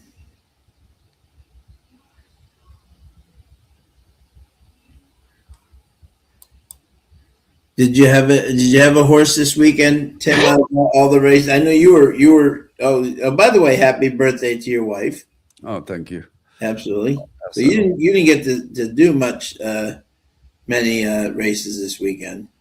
No, I mean, with the way everything has been lately, it's just been crazy with all the cancellations, and it's crazy. We didn't go to school a single day last week. Yeah, that's amazing. And then we went to school on Monday this week, and that's the only day we've been this week. Oh, wow. What's up, Scott? Hey, Scott. How are you, buddy? Hey, Jay Worm. Jay Worm checking in. What's up? Jay Worm may actually be at Keeneland for Bluegrass, I think. Yeah, and Sean, the thing that I told you when you and I were talking about the new the paddock rooms and everything that they have in the new paddock building, it's exactly what I feared it was going to be, and that is that every one of those rooms is ticketed only for dining. Okay, got it. Okay. So there's no public access over there. Now, the whole thing I heard from people at Keeneland in the beginning was that they were creating that rooftop bar and that dining room because there was no place for general admission and reserved seating folks if you didn't have a dining seat to be able to sit down and have a meal. So they were talking about that you were going to be able to just go in there and get a meal, sit down, and leave. And now it's just as expensive as all the other dining rooms. We're talking like $100 to $150 for a single day to be able to get a ticket into any of those rooms. Wow. Yeah. Disappointing. I'm extremely disappointed. They talk all that stuff all the time, but it's just like for the regular fan who just comes to the track, there is nothing for you these days. Yeah. Uncle Sully, for me, I have a season pass for general admission, and that's all I ever use because I don't sit down when I'm there. So Yeah, exactly. Yep. From time to time, I will buy reserved seats and get a seat if I'm going with some folks that want to sit down and taking some friends or something. And occasionally, I will try to get dining tickets or something if we're going with someone, Right. and just spending a day. But for the most part, especially if it's just me going for the horses, I just go on my general admission season pass. I buy a season pass every year because I try to be there about every day I can. Yep. Exactly. And when I'm down there, I do the same thing, Tim, because I don't really go anywhere. I'll get in that restaurant without a jacket because I'm. Not a restaurant. I mean, the clubhouse of all things, something that just can't be done. And Sean did it. But that's okay. Exactly. Hey, Todd. How are you, buddy? Hit the super twice. Nice job, Todd. Very nice. All right, 17 minutes to race 4. We need to turn things around, Sean. Yes, we do, my friend. Yes, we do. We're going to horse race coming up. Yes, we do. Okay. This is not a very sexy one. No. But this is one where we can possibly narrow it down and and as David Fairday used to say, hammer it on the golf thing. Yeah. So this is an interesting race here. Uncle Sully, it gives me the right to go on and compete with everybody else for the tickets online. Yeah. No. Keeneland is tough. It is tough. Yeah. All right. So no surprise here, Tim. My first pick is the 5 Solidify. I did like his last race there. Juan Cano is the Paco Lopez of trainers in Louisiana is down there having 17%, jockey combination 21%. Horse ran a very good race. Every time Dominguez looked second, first, third, first, second. Every time this guy seems to ride this horse, he does very good. And I think he's 5 out of 6 in the money in Delta. I think if I don't see anything, that maybe he gets second, but I think he's the best in this group by far.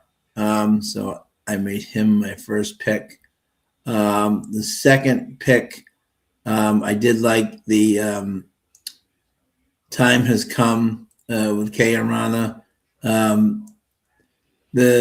Obviously this bug is 5% on the meat, so 5 for 110 is a little bit concerning. But Eric Raymakers is just having a great meet. Was it 8, 8, and 8 out of 46? I mean that's solid numbers. 26% on the year so far. So he's not just doing it here; he's doing it other places. And I like the fact that this horse is. If you bring a horse from Louisiana Downs to Arapahoe and then back to Delta Downs, that's some good traveling. So I think this horse is going to be right there, and he's my solid second, especially with the weight off that worked last time. I think he'll be right there at the end. And my third pick was the 7 Incredible Shot. Del Cid, 30%. Eduardo Ramirez doing amazing stuff. They're 30% at Delta Downs with 56 starts. That's pretty remarkable in itself. So I was 5, 4, and 7.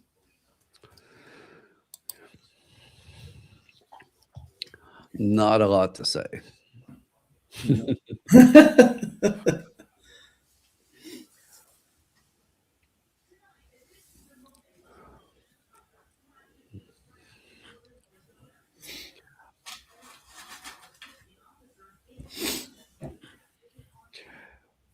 Oh, goodness. Carol's got 5 with 4, 7 with 4, 7. So there you go. on my lines there. Yeah, I mean that's pretty much the way that I think everybody's going to see it. And the thing is, it in a close race like this with all the chalk up front and 5, 4, and 7, I think the 2's right there as well. But you could probably put those 4 above everybody else in the race. Yeah, And when you look at it, it's like, okay, how can we get the 5 out of there on top? And I just don't think you do. To me, the 5 was the horse that was winning this race and looked pretty strong on top. So we'll see how it falls out and what happens between now and the time that they head out to the track. But that horse looks really tough in here. It's just figuring out how to approach it from a wagering standpoint that maybe we can make a little bit of money. yeah, exactly. That's the way I was kind of looking at it, you know. Yeah, Firsty, the only difference is that last year every one of the prophets was planning to be there. And this year I don't think it'll be anyone except Sean and I. Yeah, And you know, Sean and I are always willing to meet up with anyone and Yep. you know, hang out, and we'll be at the track all day and hanging out somewhere downtown, most likely at night. And absolutely. yes, we're definitely up for meeting and hanging out, but I don't think you'll get much more than Sean and I No.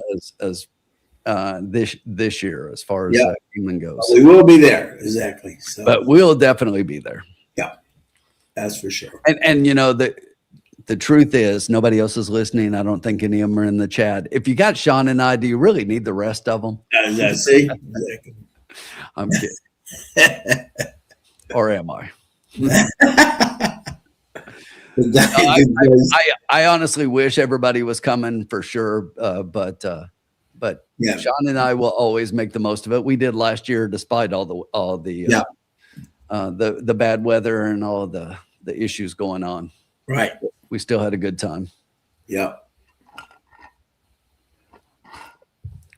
Tim, this is cool. I don't know if you know this. I'm very excited. In 2027, right? The Breeders' Crown, which is the harness races, Right.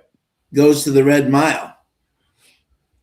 I did hear that. Yes. Yeah. So, yeah. So I will mostly likely be making my way down there for the 27 Breeders' Crown. That'll be cool. Let me see if I get this straight. J Mac pops in, talks to her boomer sooner, trash talking, and she's gone. You know, the Red Mile, when it comes to harness racing, that they used to be such a big deal in the harness circuit, and now it's kind of fallen off a little bit, you know. Yes, yeah. But I can tell you right now, our girl is down there now, and what's his name is going to be working with her. So I think we're going to bring that track's going to come back, you know? That'd be good. Yep. So Gabe Pruitt Yeah. is working with her now. So I think it's going to be, that's what they need. They needed those two to come in and, you know, she came down from Hoosier. He's helping out, you know what I'm saying? So I think she's going to get it back to legitimacy the way it should be. I'm all for it. 10 minutes to go into race 4. Gotta love it.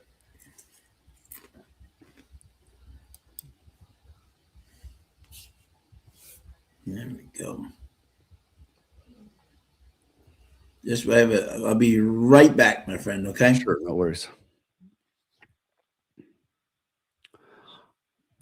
I'm throwing something together in the background here. I'm going to post up here as well.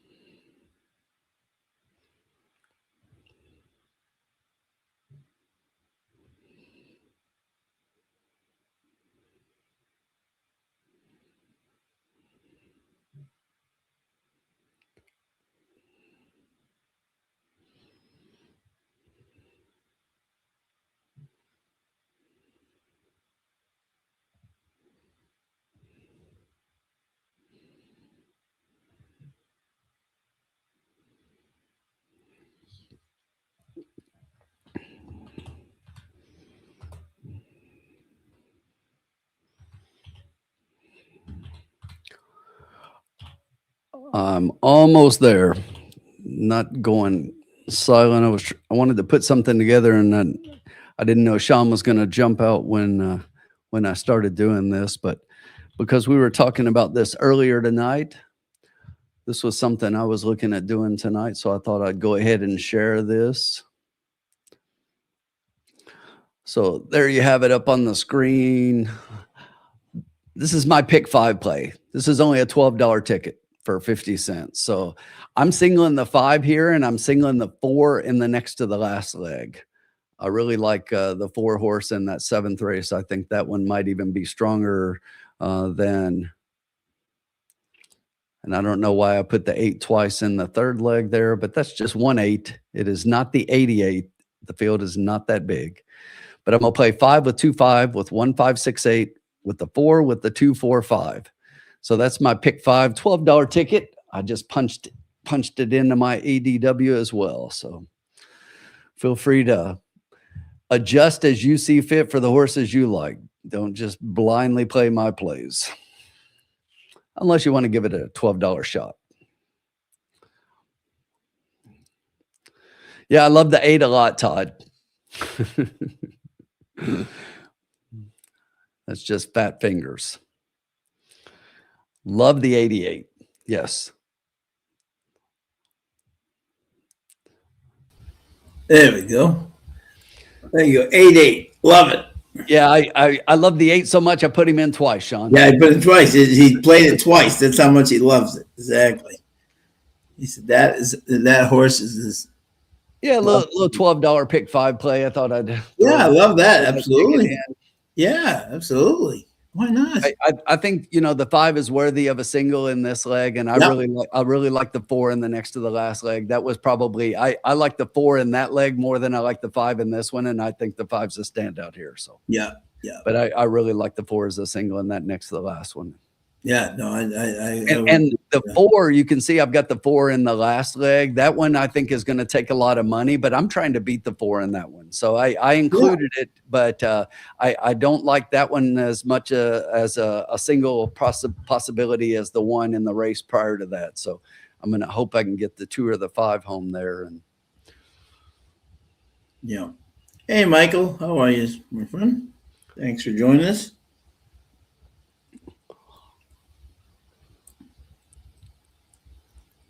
The 8 in the next leg. There we go. Now we got to go ahead and figure out what we're doing here, Sean. Yeah, I know. Yeah, exactly. Yep. But I've got a good idea. Yeah. I have an idea. Vicente del Cid, 30-1. And I think that's down from like 40-1. He was originally he was like 40% winning everything. That's crazy. Curtis has got a tri-key box, 5 with the 2-4-6-7. Good luck, my friend. Bobby D's got exacta box, 5 with the 1-6.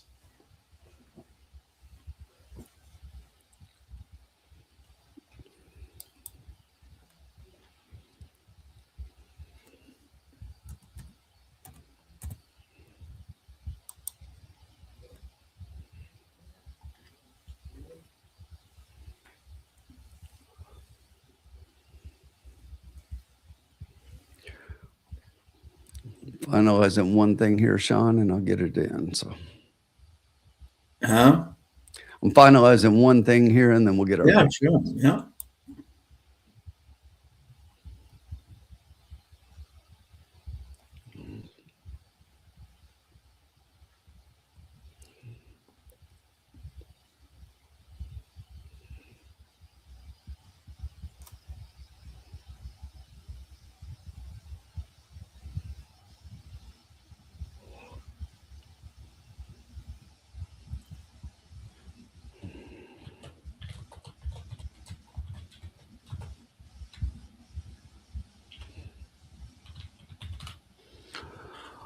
All right, Sean, let's do this. Yeah.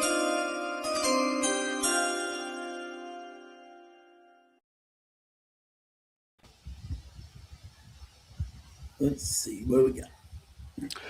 So I'm going to play a $2 tri-key. We're going to key the 5 with the 4-6-7. Love it. There you go.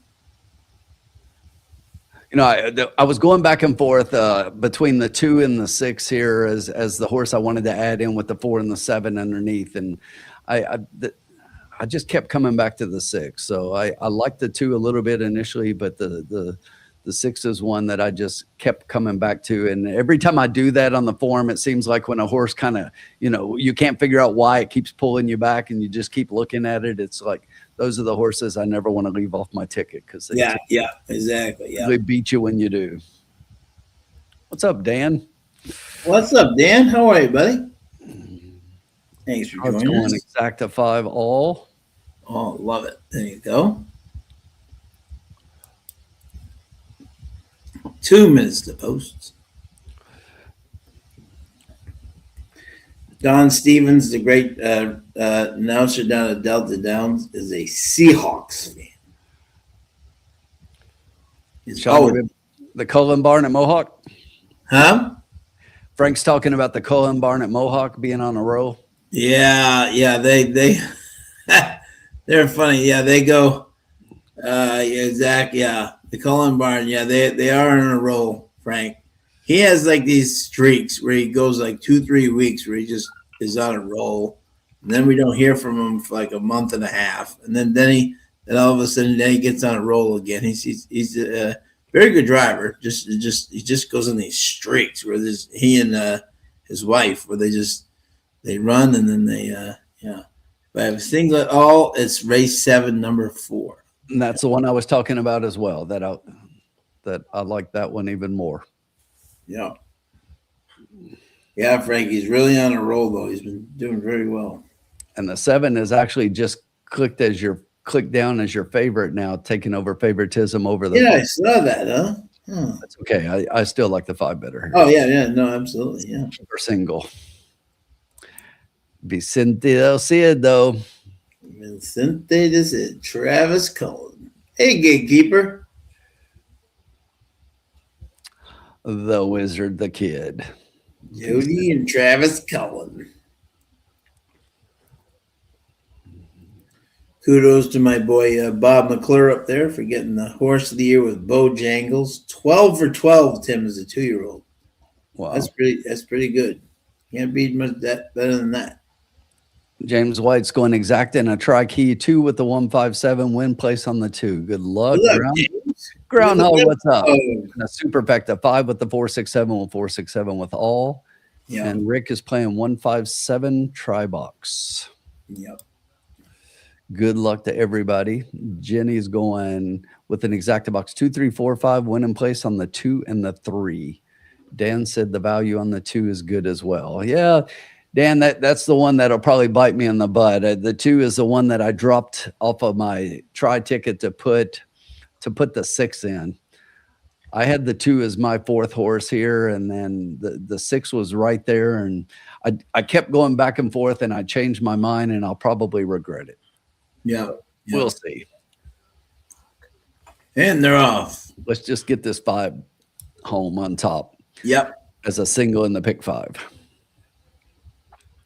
As the 1 and the 4 just going out together, flying up the rail. Then we have the 2 right behind. You got the 5, the 6. And then everybody else is way back 2372. Not too fast up front. No. The 1 and the 4 just going nuts. Although the distance is closing. Yeah. The 2 has now come right up on the tail of the 1 and the 5 right behind that one. The 6 is also getting into gear from back in 5th up front right now. The 4 horse takes them into the turn and has about 2 lengths. That is the 2 coming behind that one. The 5 is get the rail trip here, coming up the rail. Here he comes. Here he comes. 5. Slide up that rail and just run up that rail 5. There you go. Come on, 4, keep on. Where's the 7? Run away from him. Come on. Get up 6. Get up 6. Get up 6. Get up 6. Get up 6. Heck yeah. 5, 4, 6. 5, 4, 6. We'll take it. Beautiful. Beautiful, beautiful, beautiful. We got our single home in the pick 5. We just hit the trifecta. Beautiful. Bada boom, bada bing. Let's go. Beautiful. Loving it, loving it. And I'm glad I threw that 6 in. Yep, yep, yeah, no, me too. Yeah, absolutely. Woo-hoo! That was my 4th pick. Yep. Excellent. Right, all right. Let's roll. Loving it, loving it.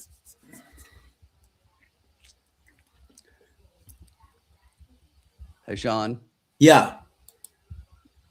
Baby, look at me. Look at me. We got one! Your money. You know what else? You're a big winner tonight. We specialize in making stacks on stacks on stacks on stacks. You're a big winner. I'm gonna ask you a simple question. I want you to listen to me. You're gonna like the way you look. I guarantee it. Who's the big winner here tonight at the casino? Huh? Mikey, that's who. Mikey's the big winner. Yeah, boy, Mikey. It's not a big winner, but it's a winner. It's a winner. Jenny coming in trying to shit on our parade.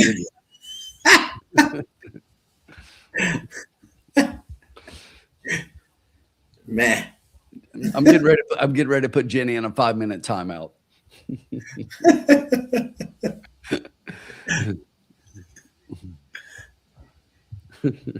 Oh no, she had it.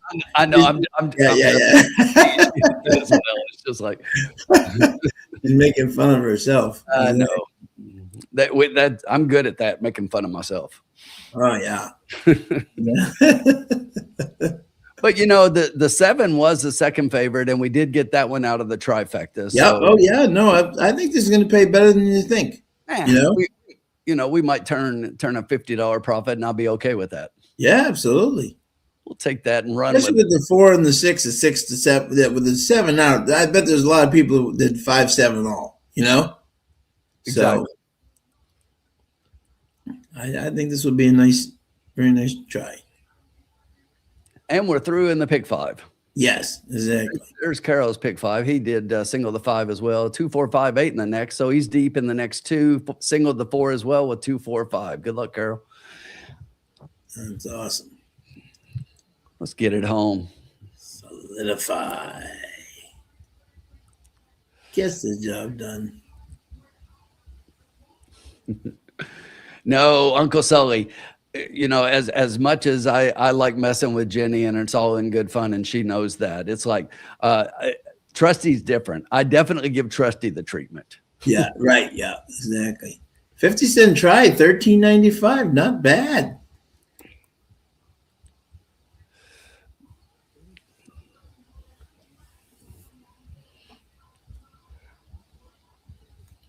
I like that, Tim. Tim's putting us right back up there. Yeah, we'll be back playing with a little bit of house money right now. So Yeah, exactly. Nice. we'll take it for now. Oh yeah, the Take it and build with it, Sean. We'll take it and build. Yeah.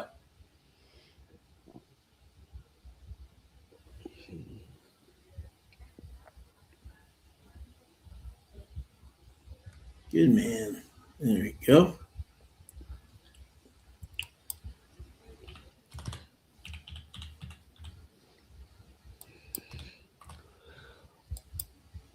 There we go, Sean. You check it out. Our bankroll is 126.80. Started out Love with 100 and halfway through the card now, and we are up a little bit.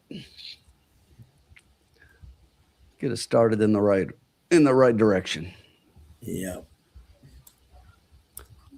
And right at the very end, that 5 got absolutely hammered and did go off as He did, I know, huh? the huge favorite. He took a lot of late money.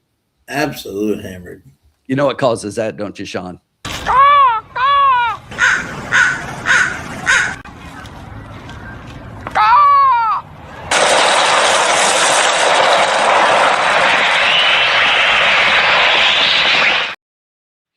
Exactly. It's the cause. It's the cause. It's the cause. All right. What do we got coming up next? We got, look at this. Claiming 7,500 non-winners of 2 year. And there you go. The year. Like it.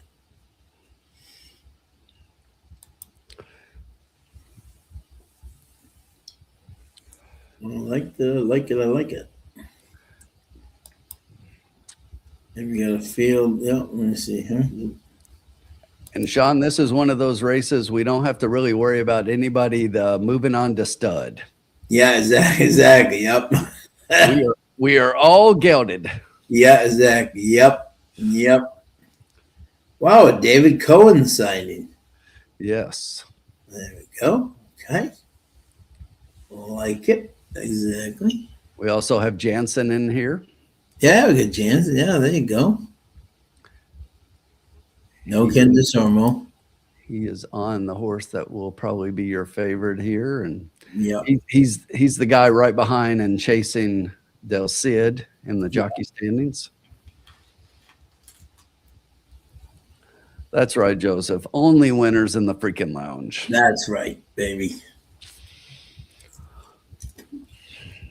Is this a state one? Is this open company? Yeah, this is open company. Okay. Yes. All right, let's continue the good Mr. Faversham. I remember Faversham when he was running.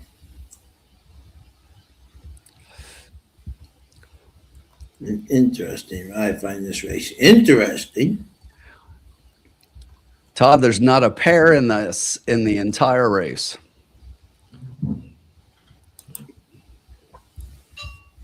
Yep.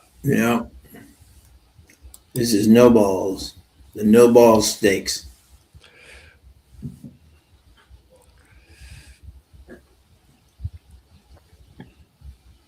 The doubles are interesting. Clearly, the 2 is the choice in the double, huh? Wow. And then we got 14 minutes to post. What's everybody drinking tonight, by the way, here in the cocktail lounge? What are you drinking tonight, Tim? I am having a Baba Yaga. Ooh, Baba Yaga. Okay. German chocolate cakes imperial stout. Ooh, nice. That sounds good. It's quite tasty. Oh, there you go. I'm having my sparkling ice here. Kiwi strawberry. Almost the weekend. There's supposed to be again up here this weekend. We're supposed to be feel like -6 again up here, like the 3rd straight weekend in a row. Yeah, it's been ridiculous because all the snow we got with the temperatures, we've only had one day that was really all day above freezing. So beyond that, today it didn't get above freezing again. So we've just had all this snow and it's not going anywhere and melting. So we get above freezing tomorrow, even though we're supposed to get some overnight snow again tonight. And then get this, on Tuesday, it's going to be almost 60 degrees here. Wow. Only in Kentucky, right? Exactly. Welcome to the Ohio Valley. Unbelievable. Last weekend, we were like temperatures in the morning down around 0, negative wind chills. And next Tuesday, we're going to be at 58 degrees. Yeah. It's just absolutely nuts. And then all that snow will be gonzo.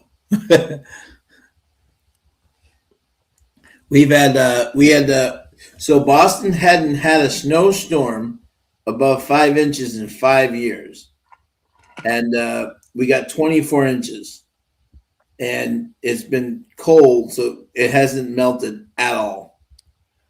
And, so it's like, oh.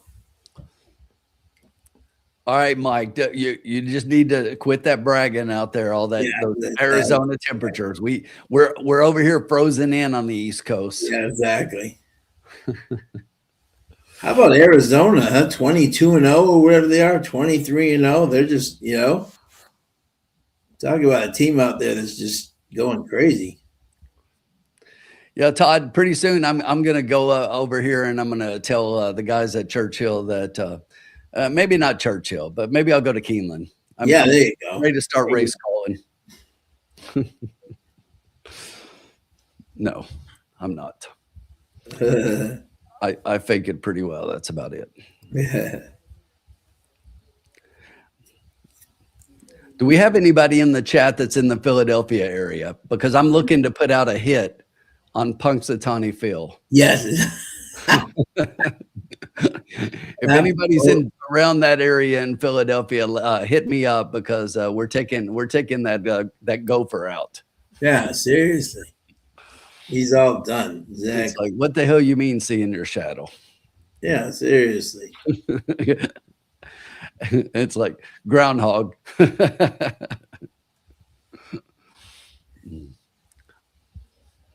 What's he ever done for us? Come on, groundhog. I know if you went outside on Monday, you did not see your shadow here. Right, exactly. That groundhog, he might be your guy, but I think that guy is a liar.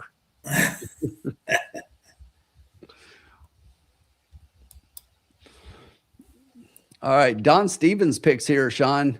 He's going 2-5-4-1. 2-5-4-1. Okay. I like it. I like it.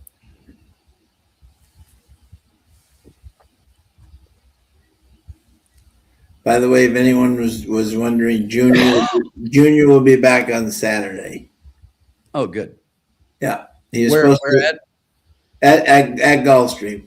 Gulfstream. Okay. He was supposed to come back today, but he's fine. He just smartly, I think, decided to take a couple of days more off. He was sore, just to kind of get his thing back in working, you know.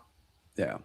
And that's exactly what he did. All right, Sean, we're 10 minutes here. Let me tell you what I think here. Yes, quick. sir. Let's go. All right. So right now, your 2 is the favorite, the Boss Sauce. This is the one with Jansen Melancon getting up for the Gator.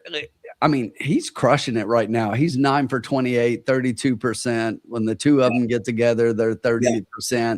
This one's first time off a claim, and he's about 40% with a 209 ROI. So if you'd have bet all of his first time claim horses, you would be positive return right now. So this one makes a lot of sense, but I am going to try to beat it. I did put the 2 second, but I'm going to try to beat the 2 with the horse that is probably going to be your second favorite in here. That's the 5 Path to Success. Yeah. Jonathan Wong and Vicente Del Cid. So he's been right there tonight. Hasn't really, had as good a night tonight so far. So I think he's bound to hit the winner's circle here. So I'm willing to give this one a shot. And then I've got something that's a little interesting for my 3rd pick here. Okay. The number 1 Grunt. Yep. This horse is 10-1 off a 6-1 morning line. Yeah. Sean, this horse has been off since October. Yep. It does have 5 wins in 13 starts at here at Delta. We talked about all these horses being gelded, and this one was just recently gelded. Yep. Get this though, Sean. Look at that 30 December work. Yep. Go back and look. That was the training center there at Copper Crown. Go back and look at all of the works. If you open up all of the works for this horse has never run a 47 4 furlong workout. Never. Yep. Never. In all his works, he's never had anything that fast. Yep. So coming off of the layoff, now being gelded for the first time, could show some speed. Now, normally the kind of speed, so here's where I see the speed, is that this is not a horse that's going to be up front. This horse has closing speed. Yeah. Okay. So I expect Grunt to be flying late. Yeah. Absolutely flying in the stretch. And this is a horse that for a decent price could get underneath. So if you're playing verticals in here, I think you have to include Grunt because this horse is going to be eating up ground in the stretch and could definitely get underneath. Currently sitting at 11-1. So the obvious 2 for me, 5-2, they make a lot of sense, but trying to get the 1 in there to give me a little bit of value underneath. Yeah. And hopefully I can get the 1 to split them. Yeah. I like it.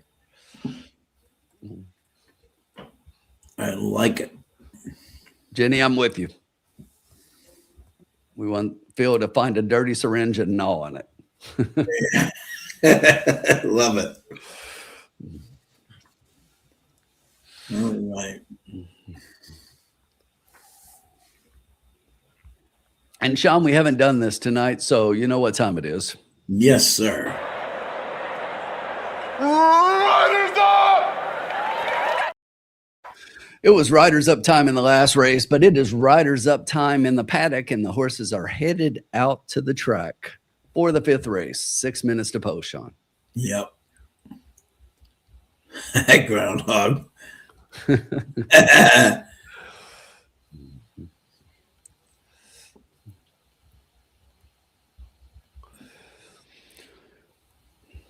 Yep. There we go.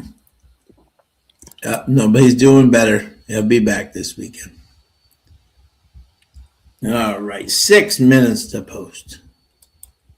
See how the horses look here. Grunt looks good. There's your 2-to-1 favorite. Actually floating up a little bit. So 2-to-1 is not a horrible price for that horse. Boss sauce, yeah.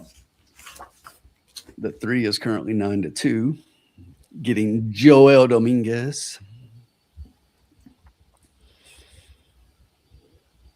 There is David Owen. There's my top pick. 7-2. Path to Success. Jonathan K. Wong. Jonathan Wong. Bali Rolling Tide. They need to explain that name to me. Yep. 7, Cryptozonic. Cryptozonic. The beautiful white Zong. You always know where your horse is on the track. There he is. There he was. There he was. And there he goes. Curtis got a try key box 2 with the 1, 3, 4, 5. Good luck, Curtis.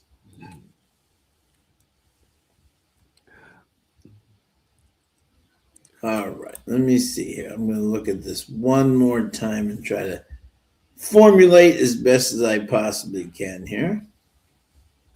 You know, when I look at the wheel pay, Sean, double, pick 3, pick 4, and pick 5, the 2 is lower in all of them, and the 5 is basically your second pick in all of them. Yeah. I'm going to go for a little bit of an upset, I think, this race. All right. We're up. Yeah. I'll Oh, get that. yeah, let's see here. All right. You can hit the button, Tim.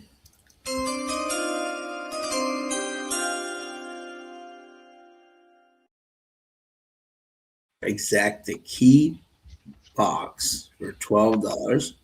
There's the 1 with the 2, 4, and 5. This is race 5. Yep. That means it can be 1 with 2, 4, 5, or 5, 4, 2 with 1. For how much, Sean? $2. So it'll be $12. So a $2 exacta Wow. key box, 1 with 2, 4, 5. Yeah. Good luck. Thank you. I like putting the 1 in there. I do. Yep. Yep. I think that's value. Formula. Did you have the 1 in anywhere in your picks? No. I was just about to say the 1 is completely off the board for me. I think one of my formulas had him 4th, and that was the closest. Okay. So Yeah, it was a hunch play looking at him. You know, he's all of the, we were making fun. All these horses are geldings, every one of them. But he was just recently gelded, and he just threw a work. He did a 4 furlong bullet work, best of 25, 47-3. And if you open up all of his works all time, all the way back to 2021, he's probably got, 60 works. He's never gone below 48. Never. wow. Okay. So he found another gear. He found another gear as a gelding. He's half a pound lighter. He lost he lost a gear, but he gained a gear. Yeah. 3 cents, right? Yeah. The Street Sense won the Sam Davis and the Derby, right? Ah. I think. My boy in the taffel colors.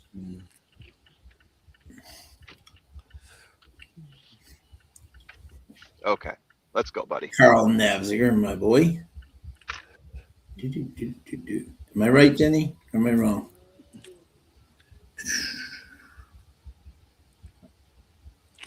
Formula, did you see that we hit a try last race?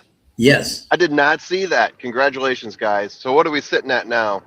So before this bet, I haven't taken the money out. We're at 126.80 halfway through. Ooh, that is positive. Jenny's got exacta box 5, 6, 7, 8 and win on the 5, 6, 7, 8. James All right. White's got exacta box 3, 5, 8. Jenny, was I right with Street Sense? I'm not cheating. I know he won one of the two at Tampa. I'm pretty sure it was Sam Davis. I'm not sure. And what McCracken came in third in the Derby? Is that right? McCracken. I'm trying to remember because I know he won the Sam Davis in his year. Bob but Jackson. I don't think he won the Derby. No, he did not. No. Top picks 2, 5, 8. Good luck, Bob.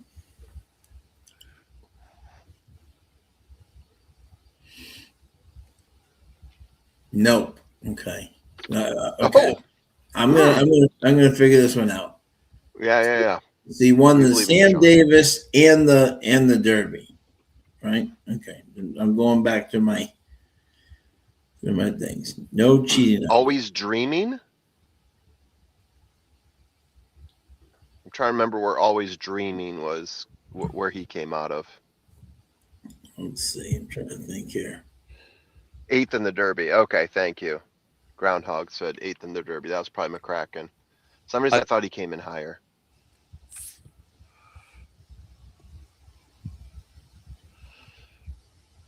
All right, we're approaching the gate. 0 minutes to post. I forgot my other phone, so I am kind of blind to stuff right now when it comes to odds and the actual race. Let me see if I can connect with this whole thing outside of a parking lot. This will be fun.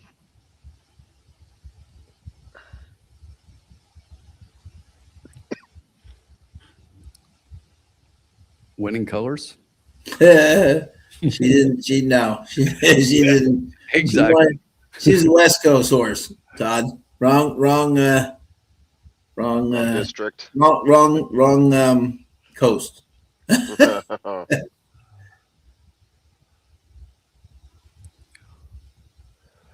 Yeah, I thought so. Yeah. No, he's no horse. Yeah. I was gonna say because Street Sense is the only one to win the Tampa Bay Derby and the That would make sense. Yeah. And we were alive in my pick 5. If you played that, we're alive at 2 and 5 here. Yeah. Both favorites at 2 to 1. Let's get through that one because I think we hit a little bit of a price in the next one. Yeah. My boy Litigate won the at a big price a couple years ago for the Sam F. Davis. Oh yeah. Remember that? Luis Saez. Yeah. Just got one more to go in. Race 5 from Delta Downs.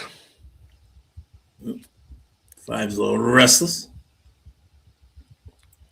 He wants out. Going to come out quick. Watch him. Here he goes. Boom. There he goes. There we go. And from the middle, it is the 5 showing a little speed down on the inside. The 2 also has speed. The 4 in between horses, the 1 down on the rail. As we head to the clubhouse turn, it's going to be the 2 leading them by about a half length. The 4, the 5 goes 3 wide, and the 7 is going to be parked out 4 wide. It's another length back to the 8. Down inside on the rails, the 1 horse, the 6 behind that one, and all the way in the back, that's the 3 horse. The quarter, 23.80. Up front, the 2's got about a length lead over Uxmal, the 4, another half length back, the Path to Success. It is a length and a half back, the 1 down inside on the rail, the 8 outside that one. The 6 just pulled up a little bit, and the 8, passes him. The 2, the Boss Sauce, is your 3 to 5 favorite as they went off. The 4's right there. The 5, Path to Success, getting in gear from the outside. The half was 48.73. As they head to the far turn, the 2 still leads them. The Boss Sauce, Oaksmall still right there. Come on, Grunt. This is no longer advancing. Come on, Here Grunt. comes a 1. Come on, Grunt. Grunt. Here comes Grunt with that Come run. on, We Grunt. talked about the speed. Come on, Grunt. Get up, Grunt. Get Come on, going. bud. Come on, keep this one going. Come on, Grunt. Get going. Oh, no, where's the line? Where's the line? Come on, 1. Oh no, Keep he's going. gonna be swallowed Keep up like going. a He's guppy. losing it. 2-8. Yeah. Or It's gonna be 2-3. Yeah. 2, 8, and 3. Yeah.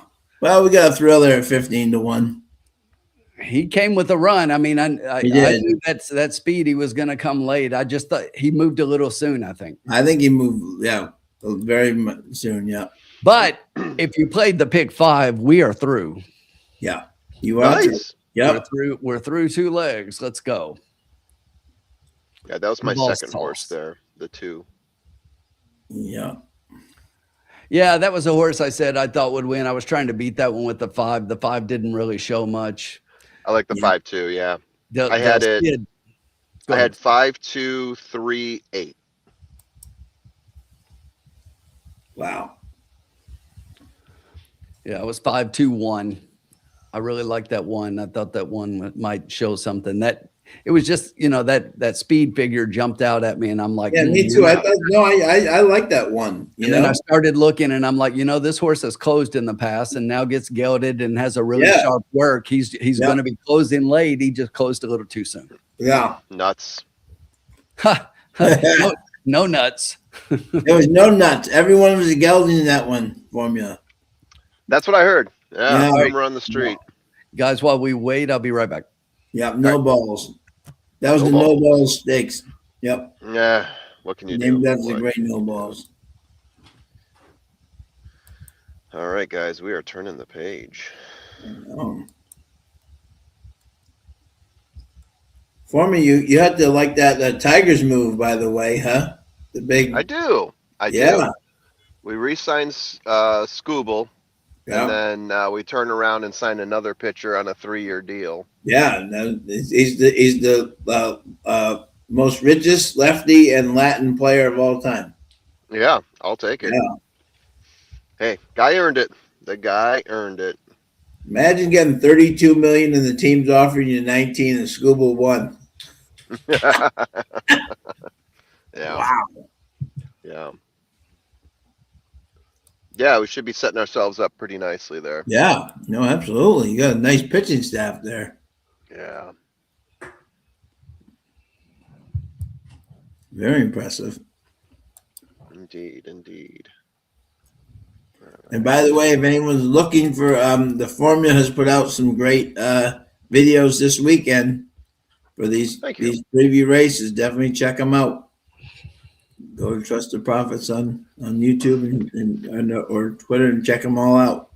Yeah, I did my best to cover as much ground as possible. Mm. And I know I changed my format a little bit. I'm going through the past performances as opposed to creating slides with fun pictures and notes and all that. And I know some people have commented that they liked the pictures, which I'd never heard before. Yeah. That was really more for me. I had fun with that. But Yeah. I guess some people really did enjoy them. If you did, let me know. I might try to do something. See, it's faster for me to just rip through a PP Yeah. and look at, the numbers and make my own top 4 pick, right? Yeah. But yeah, if you guys like them, I might try to find a happy medium. But it takes a little bit more time to put it together. It's much quicker if I do it this way. Yeah. Yeah, I'm curious if anyone has. Have we talked about? We talked about the Southwest Stakes. Who Tim likes? Who do you like in the Southwest Stakes, there, Sean? Yeah. That's a tough one. Yeah. Yeah. I still got to study that one a little bit, but Okay. I do like that race. You Yeah. know. Tim, who did you like in that one? Which one? I'm sorry. Southwest Stakes. You know who I like in the Southwest.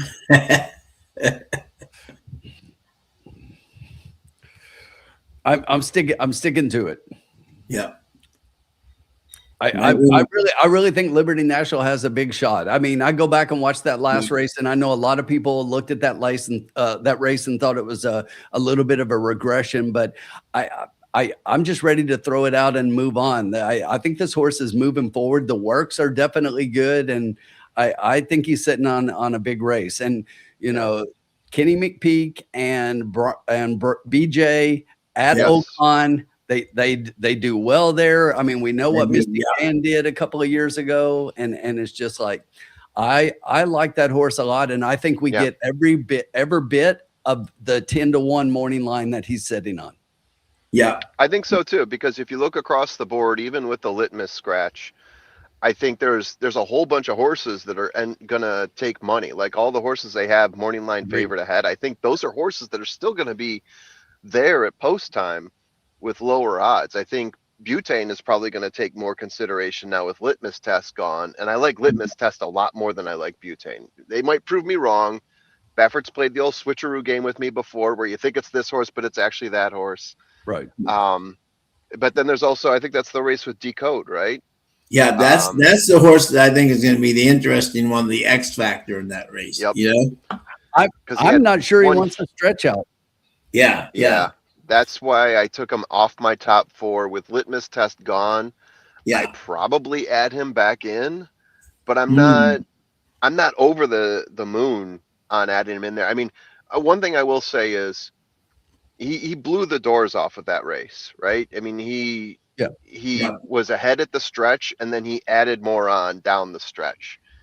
But I still got to see him out of maidens. I still got to see him going the distance with other horses who are game to go the distance and who have done it before.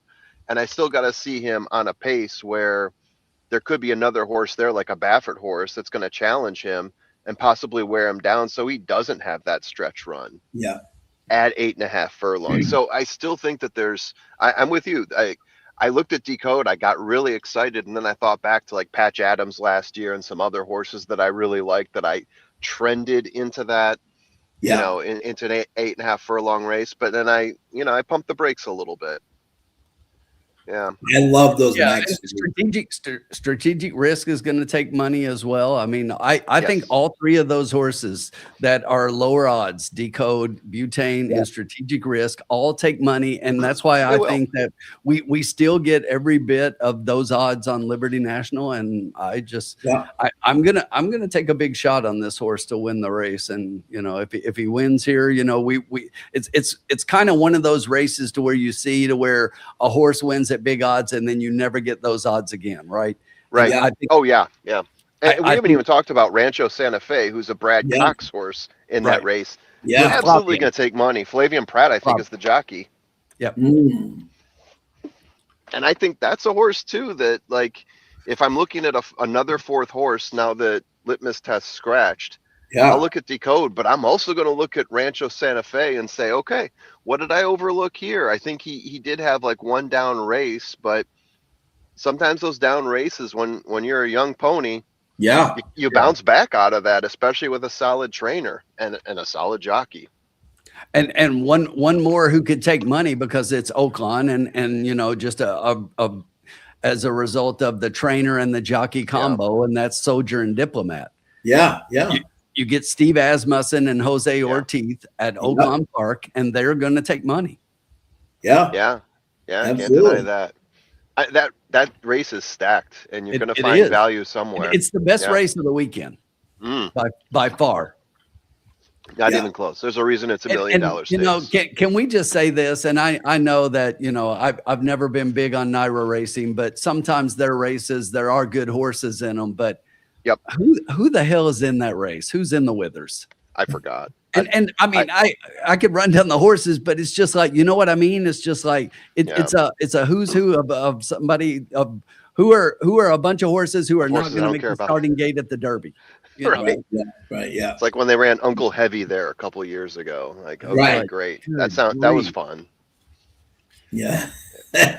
Naira is just like, come on, guys. All right. If you don't mind, I wouldn't mind taking this race because I think this one Yes. might be my true last race of the day. But I will Oh, say the 4 in the next race was my top single approval all right. rating. Yes. Excellent. Yeah. So if you singled that one in your pick Also, 5, I'm with you.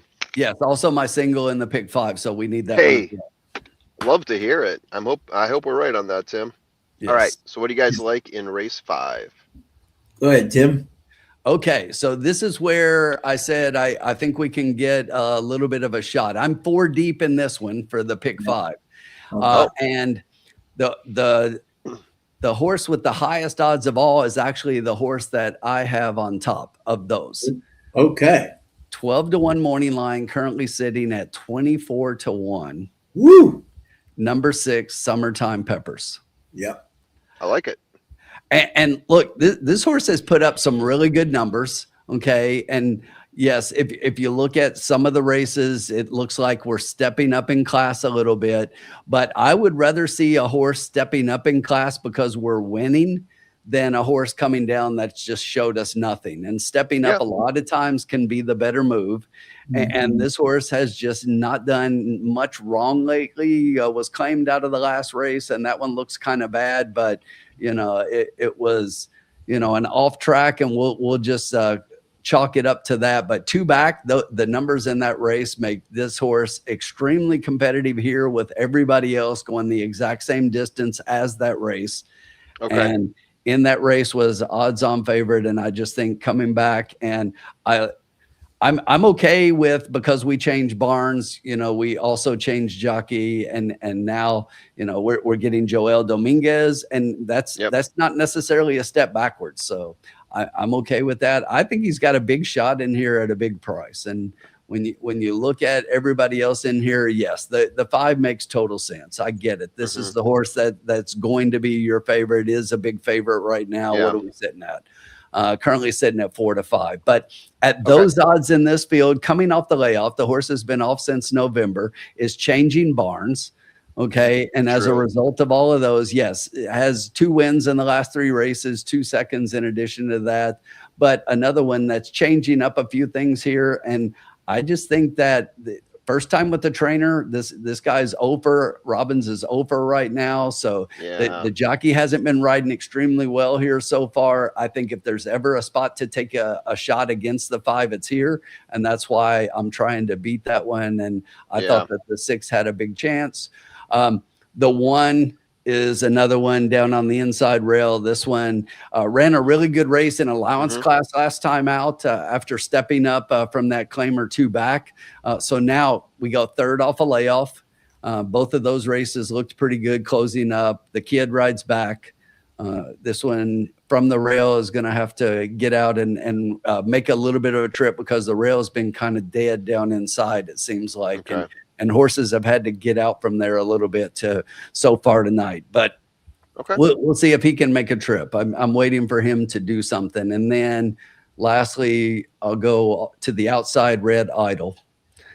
I thought it was interesting that Lozada ended up here. If you look, Lozada had been riding. Who was he riding in here earlier? There was somebody. No, maybe it wasn't him. But anyway, he's riding at 5. It was the 5. Thank you, Sean. I was like, there was somebody that he was riding, and the 5 is the one that we look at and the odds and everything. But with the change of the barn, now he ends up on the 8 horse. So I thought that was kind of interesting and everything. Yeah. But they're 24% as a combo, the 2 of them. I saw. Yeah. So they've been going pretty well, and the only thing is, I think he wants a little more distance. His best have been at 7 and a mile. And, now we're cutting back to 6.5 a little bit, which is why he's more of an underneath play for me. I do not like him up top at all. I think he wants more distance. Yeah. Okay. Yeah. There you go. So in order, you like 6, 5, 1, 8. 6, 5, 1, 8. Yes. All right. Yeah. Interesting. And look, the 6 is a shot. I'm trying to beat the 5, and when I was looking at them, it's just like this. This is one that I found some intrigue with some of the numbers. Yeah, I get it. The horse is 9 for 13 at Delta Downs in the money. Yeah, we're stepping up. He's going to have to move forward, but How many minutes do we have? We have 7. 7. Okay. Yeah. It Sean. shows 8 on the screen and 7 on my ADW, but they're just jockeys are just getting up now. Okay. Sean, what you got? All right. Yeah. My first pick is the one Yankee Astrology. There, Yeah. Samuel Abreu owned and trained, and with the Vincente Del Cid man up. He was gaining on CF Spunny Style 2 races ago. Late bid was clear second. Last race, he really, if you watch the replay, he really got steadied pretty sharply, but still was coming on at the end. And I think with a clean trip from the rail tonight, I think this horse could really run a big race here with the move by the Del Cid man. By the way, now we know why the Turfway mayor of Turfway is winning, because his boy Vincente Del Cid is here. That's why. But Why he made the trip in. Yeah. Exactly. But yeah, he's what is he? 30% on the heat. It's crazy. He was 40% earlier, which is just crazy. Yeah. And my second pick was the 5 CF Spunny Style. Obviously, this horse is going to be a major factor here, and 6.5 going away versus claiming. But obviously, this will be a step up, but he will be right there. And my third pick was the 8 Red Idol, Lee Thomas and Lozada. I noticed the same thing you did, Tim. And in this race, the 6.5 furlongs, I do find this interesting that he was the favorite last race versus Seahawks and Yankee Astrology. So the connections thought somehow he was going to run, and Tim didn't even ask him to run at all. So coming back second, and now you get Lozada, who has at least ridden him very well. And even at the 7 furlong, I'm with Tim. That's why I have him third. I think this is going to be a little bit too short for him, but he could be the type that's really closing for the minor awards. Third. So I was So my picks were 1, 5, 8, and ironically, Tim, your 6 is my 4th pick. Wow. And that 6 has kind of dropped all the way down to 10 to 1. So yeah, definitely starting to drop a little bit. Yep. So my top horse is the 1. I'm with you, Sean. Yep. I've got a little bit of love for the 6, a little bit of love for the 8. Yep. I'm trying to beat the 5 like the rest of us. I'm gonna try to beat the 5. Me too. Okay. I'm gonna leave him off entirely. I've got an idea for what I want to do. 1, 2, 3, 4, 5. What are the odds on the 1 right now? They are 2 to 1. 2 to 1. Oh, 2 to 1. Yeah. 2 to 1. So the 5 is 6 to 5, and the 1 is 2 to 1. Second choice. Yeah. All right. Read to me, if you can, some of the exactas paired with the 1 on top. Okay. So right now, if you're looking, the 1 on top, the 5 is the lowest. That's 11 to 1. Oh. And the This 8, is for $2, right? Yeah, no, for $1, 11 to 1. Okay. The 8 is almost 18 to 1. The 2 is actually the second lowest at 14.50. Yep. I And figured. if you like my 6 with the 1, you would get 37.80. Nice. Nice. What's the 4? The 4 is 40.50. All right. So 1, 2, 3, 4, 5. All right. Let's send this in. I think I know essentially what I want to do here. All right. Sending it in.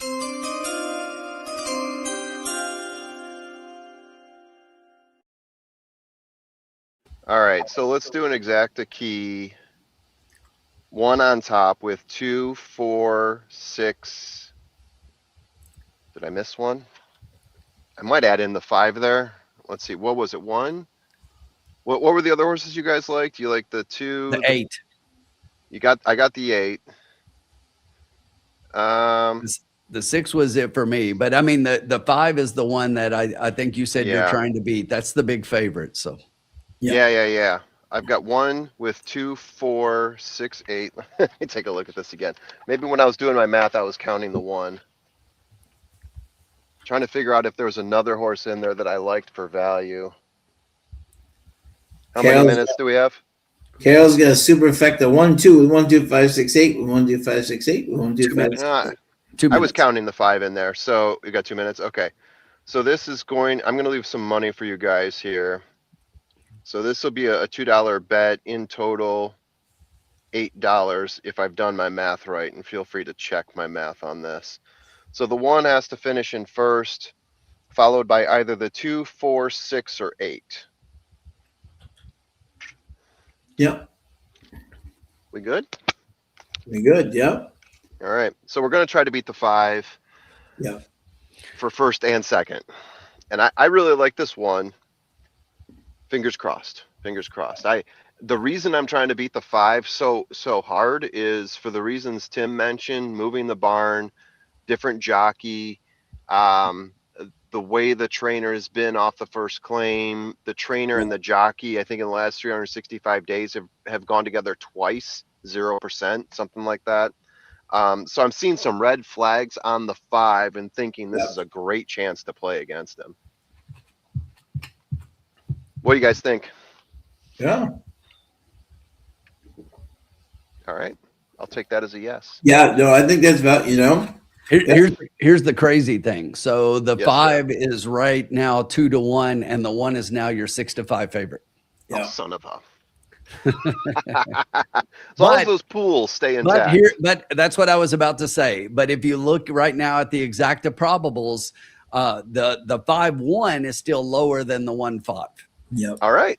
So the one on top of all of those out of the horses you have, basically the 1 with the 2 would be the least, and that would be about 15-1. Yeah. I was toying around with doing just a bet for the 1 to win, but once you told me it was 2-1. Yeah. Now he's 7-5. So just keeps. Yeah. I had a feeling he was going to drop even more and thought, oh, this is a great time to. Yeah. Bank builder Lloyd. Lloyd is in here. I see. Yeah. So there we go. Let's see if we can get this 1 on top and then some fun stuff below.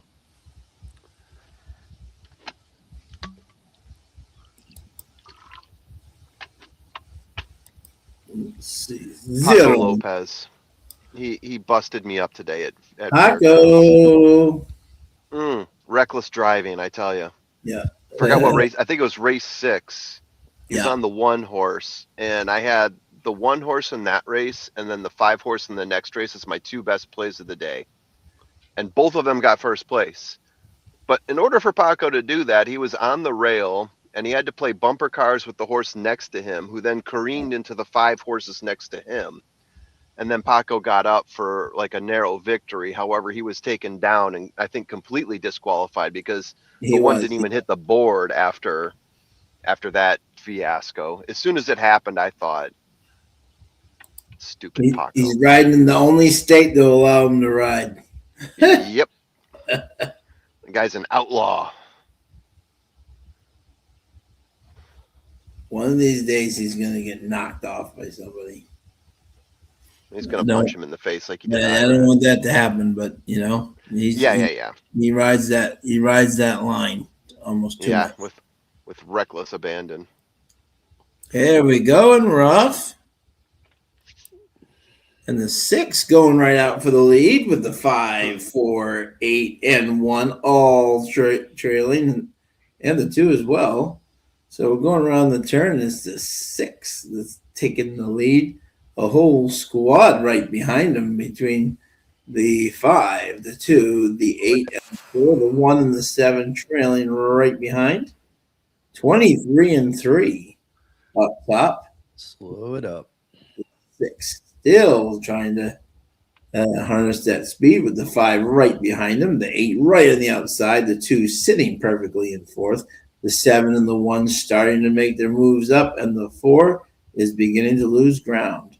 So the 6, 47-3 with half. The 6 continues to lead. The 8 is right on his outside flank. The 1 is making a big move there from third. Then we got the 2, the 7 trying to make a move up the rail. Coming around the corner, the 6, Summertime Peppers, still trying to take him wire to wire. The 8 coming down the rail on the outside. The 1 trying to move up with the 7, but it's going to be the 6 wire to wire. 6, 8, 7, 2, 1. Who did I like on top? Yep. Tim's celebrating our loss as usual. Hey, no. Here's the thing. Look, this is seriously. I love this horse. It was my top play in here, and you got a great leg. We just got the longest shot home in my pick 5. It's like, oh yes, that's a good feeling. I'll give it to you. I'll give it to you. What was it? 6, 8, 6, 8, 7, 1, 6, 8, 7, something 1. Yeah. Damn. Two totally different mindsets. Formulas like, crazy. Come on, 1. Tim's like, stay back, 1, stay back, 1. As soon as I saw Tim celebrating, I knew I was done. As soon as I heard the clicking, the clicking go, there's a 6. Yeah. All right, guys. Good luck to you the rest of the way. Sorry I didn't get another win for you there. Nope. But I left plenty in the bank. It was a cheap bet. We had $8. You should have some fun the last 2 races. Yes. And nice seeing everyone in the lounge there. See you, buddy. See you. Be safe. And it was crazy, Sean, because the 1 and the 5 were taking all the money. And this is what I was saying is that when you looked at it, it was like the 6 and the 8 were the 2 longest shots. And I had both of them in the pick 5. And it was like, but I'm certainly glad that we got the 6 home because the 8 actually took late money and went off as your 2-to-1 favorite. Yeah. Michael played his pick 5. I played his pick 5. We're all alive. Let's go. Let's get the next 2 home. We need to get our single home in the next leg. Yes, we do. Yep. Yes, sir. Yes, let's do this.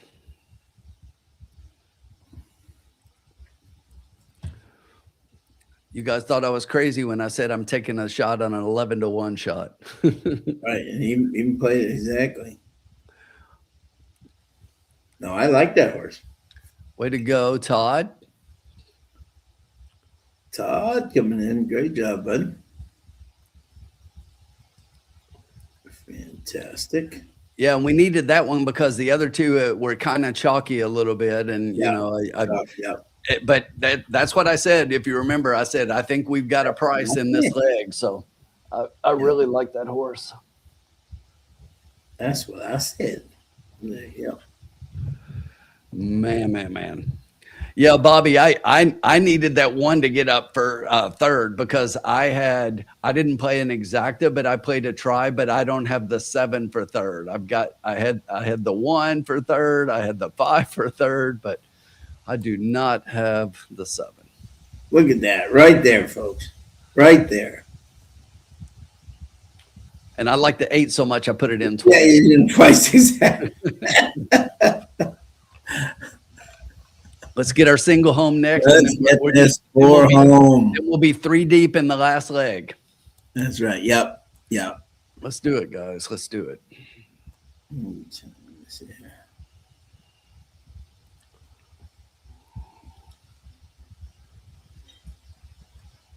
Approval rating.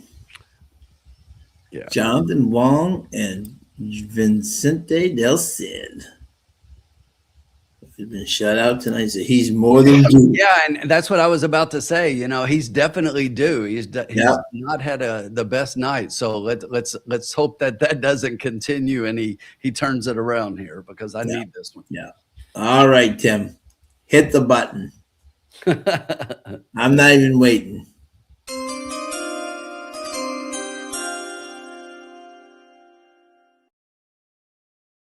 Exacta 4 all. $2. Yep. I'm just trying to get a price underneath, and we're getting you and us and all of us through.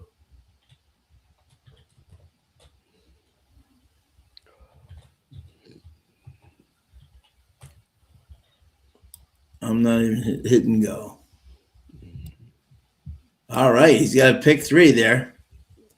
Jay Worm does. Excellent. Yeah, this was my first choice, too. Yeah, I thought this 4 looked pretty solid here. Yeah. But there've been a couple of horses look pretty good tonight so far. But we did get our 5 single home a couple of races ago. Now we just need this one. Yeah. One more time, and that'll get us to 3 horses in the last. Yes, sir. Yes, sir. 3 bags full. Yep. We'll have 3 of 10. Yeah, love it. Yeah, exactly. And can you believe the Olympics officially started today? It's crazy. And the women U.S. hockey team won today, so already they're off to a good start. Nick, there you go, buddy. Let's go. Let's get a 4-3. Yeah, that's what I would love. Exactly. Yeah, we'll take 4-3. 4-3. Yeah, and it's crazy. If you're looking at the double and the pick 3 to the 4 right here, it's just like that. That horse is way lower than everybody else. Yeah. By the way, if anyone is wondering what my pick is, Tampa Bay Derby, I think Renegade could be a very good horse there up in the Sam F. Davis. I'm not liking the other one. It'd be interesting to see if Confessional runs a big race. That will definitely flatter nearly even more. Wouldn't you agree? I definitely agree. Yeah. Yeah. Yeah, and who's riding them? Yeah, Flavian. For Flavian to come up, you know what I'm saying? I think, and he didn't run a bad race. I think he just lost nearly,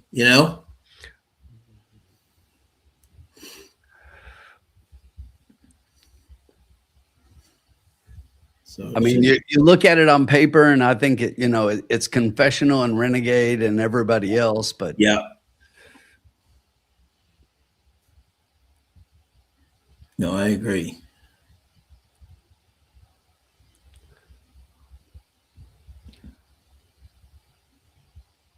And obviously, Zany, I think, is a standout in her race. I don't think anyone's going to touch her. Workout for Zany. Gates playing. Good luck, Gate. Let's get a winner there, bud. Great to see as always. Man, it's too bad we couldn't get a play with that 6 home in the last race. Oh, I know, huh?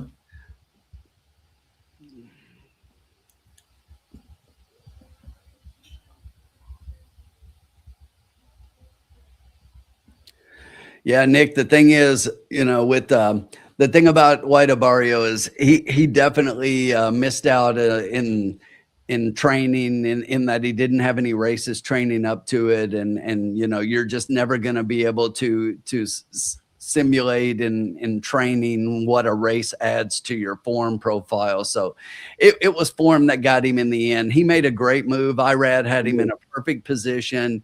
He made a really strong move at the right time in the race. He just came up empty at the very end because he just didn't have the form. And unfortunately, I don't know if you've seen the post from C2 Racing. That's probably the last time we see him on the track. Yep. Yep. Yeah, and that's what I was worried about, and why I was rooting for him so hard. I think that's why, by the way, Safi was crying so much, because he knew it was his last race, And it's just like it's. Come on, Jenny, I get it. No one was, but he almost did. Yeah, almost didn't good enough. I know, but come on. Yeah. No, it ran a huge race. Did you think it was really gonna be those 2 horses 6 lengths in front of everybody else, and all the horses that everybody liked did shit in that race? Right. He ran a race. That's all I'm saying. He didn't win. He didn't win. And if you had Skippy, I tip my hat to you. And for those that that had Skippy, and have been a fan of Skippy, and I know a couple of people, I sent them a note and congratulated them. It was a great race, and I'm happy for Skippy. But I think White Barrio went out with a hell of a race. Come on, He did. Yeah, you gotta give it to him. I mean, he was out of his last couple of races. As my friend in forever and looked really good out there. Yeah, and as my friend said from Naira, who's a diehard White Barrio fan like you, Tim, right? He said, what track does he love better than Gulfstream Park? Yeah, you know what I'm saying. I mean, he just loves it down there, and he showed why. I agree. And Tappan Street still hasn't finished across the finish line yet. That was a terrible performance. Yeah. So far, I gotta say, honestly, if we're being honest here, right? I mean, the 3-year-olds from last year, where they're facing the older people, so far have gotten their head handed to them. Yeah, they've really looked bad. I still think, and obviously I'm biased, I still think Sovereignty's different, but the rest of the 3-year-olds that have faced have not looked good at all. You know, they've been very bad. Well, and you heard about Magnitude, right? Yeah. So he's out for a bit now. Yeah, exactly. So that's interesting, craziness.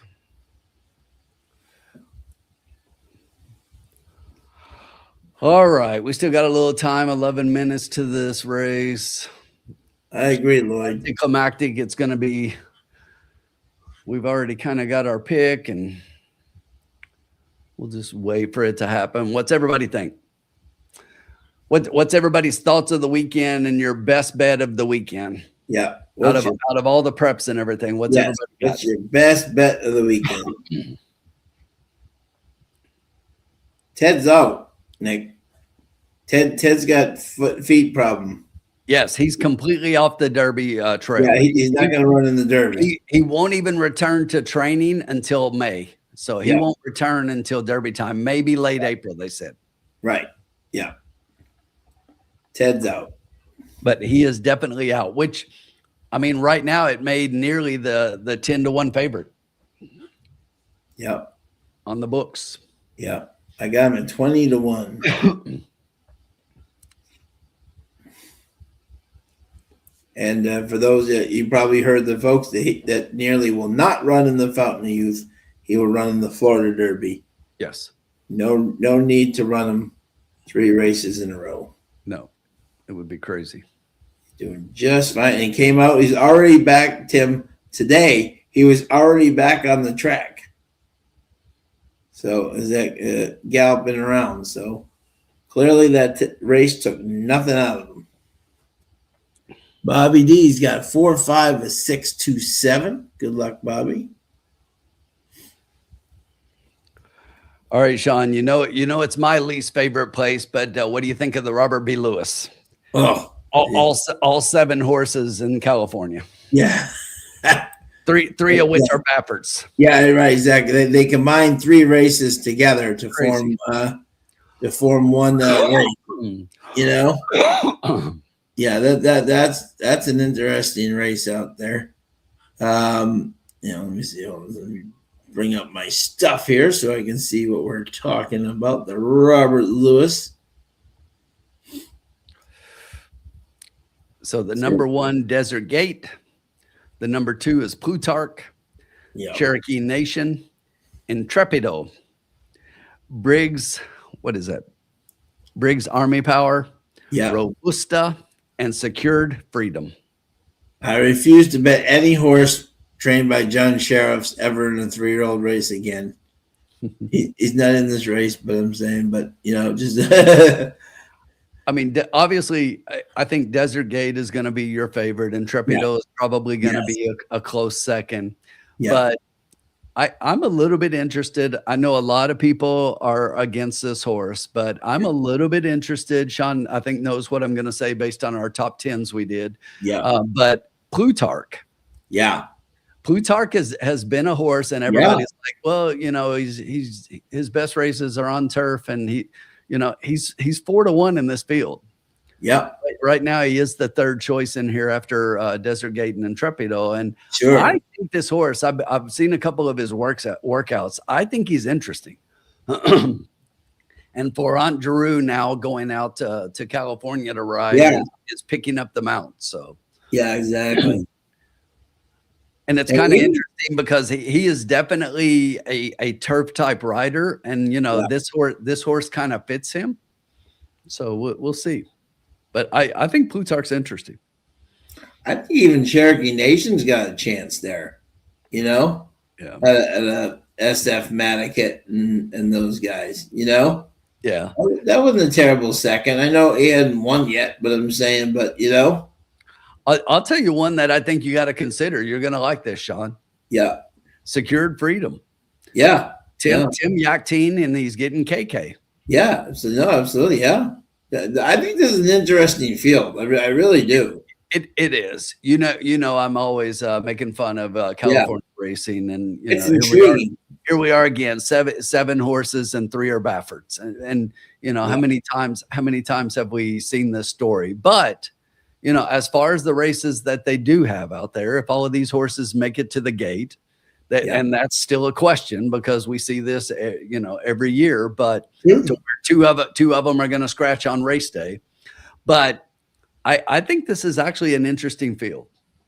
Yeah. Yeah, I do too. I think this will be a fun race to watch. Bob Jackson, hush your mouth. He's picking 5-1-6. Bob, that we have this 4 singled in a pick 5. And we're alive on a long shot in the last race. You better be rooting for the 4 here, Bob. But Bob's about to get a band. And Groundhog's got a super effective 4 with 5 with 2, 6, 7. Jen is banning California racing altogether. I'm with you, Jen. Yeah. Javier Castellano, my boy's at Oakland on Saturday. Watch out for him. Not traveling for peanuts. I despise California racing. I really do. Yeah. Is Javi riding Mark Case's horse to the Florida bred? In what race? At Oakland? Yes, I think he is. Yeah. That horse. I think that horse got major skills. Javi is really, really high on that horse. I think that horse got some skills. That should be interesting.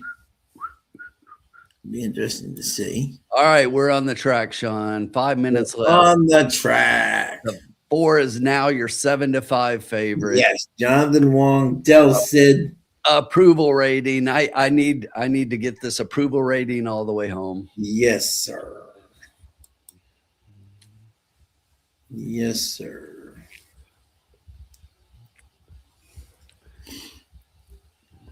Just be much the best. Come on, Del Cid. Exactly. You are due. You have been over. Exactly. You are due. So it's interesting, Tim. This is interesting. I was actually talking to a couple of my friends to see if you knew this. I didn't. A lot of people don't know this. You know how the LA Dodgers have spent like so much money in baseball? It's just ridiculous. Right. Did you know they're the only team in Major League Baseball that's owned by a hedge fund? A lot of people don't know that. They don't have one owner. They're owned by a hedge fund, right? Everyone else is an individual owner. The Dodgers are a hedge fund. So if they lose like money on something, it goes against the hedge fund so that the individual owners don't lose that much money, which I thought a lot of people didn't know that. They're like, how's this guy spending so much? It's not a guy. It's a hedge fund, So there's no shortage of money there. Yeah, no, that's what I'm saying. Exactly, which is interesting, So why I think it's bad for baseball, they're at least spending it, I just thought that was interesting because my friends had no idea. I said, no, that's not an owner. There's not one owner. It's a hedge fund. Yeah, they need us. Well, there's 2 things there, Curtis, just quickly, right? A, they need a cap, but also you got to hold the little teams that aren't spending any money and are just pocketing it and taking family trips to Mexico because they're not, they're getting all the revenue sharing, but they're not spending. So you need a minimum cap. That's how you make it competitive. You know what I'm saying? The cap where the minimum has to be reached, and you don't make the minimum 35 million, or you're just going to have these sucker teams that are just taking everybody's money and not making competitive teams. Make it like $100,000, then all of a sudden, 100 million. Then all of a sudden, you're going to have a much more competitive league. Make these owners actually spend money on their teams.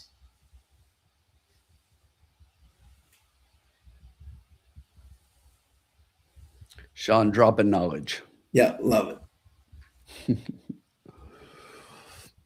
Michigan looks tough. Okay. The Wolverines. 2 minutes to post. I do think Michigan looks good. The team that doesn't convince me is Arizona. Yeah, even though they're undefeated. I'm just not convinced. I mean, that to me, it means nothing. How often do we see that they're undefeated out west because there are no decent teams out there? It's like, and I know they played a couple of teams, but every time they play somebody, they're in a little bit more of a fight. So we'll see. We'll see how it shakes out. It's getting close. We're almost in March, and we know March Madness is right around the corner. Nothing better. The best sporting event in the country. Amen. Amen. My family's worried right now because even though UConn's like number 2 or number 3, they keep winning by only like 2, 3, 4, 5 points. They find ways to win, but but they just don't beat anybody by big points. Have to turn that around.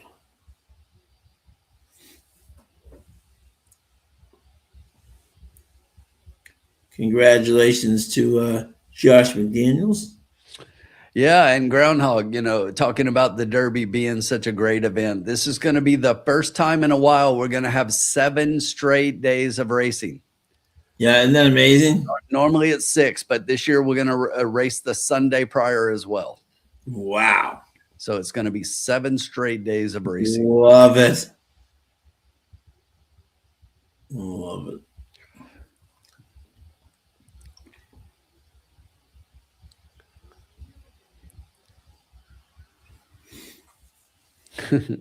Groundhog is going to work for like 2 straight months. Yep.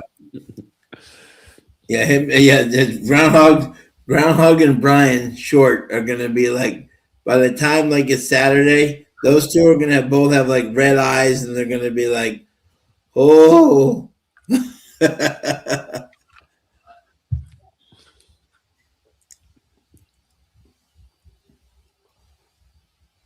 Yeah. That would have been craziness. Yeah.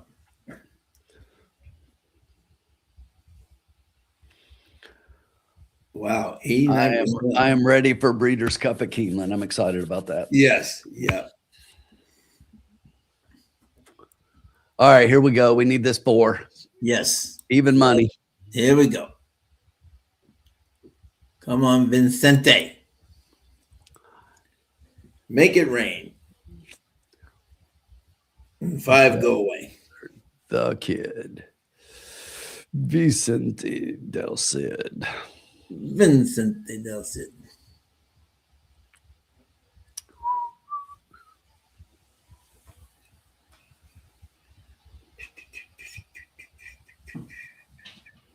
They're entering the starting gate. Good luck to everybody playing.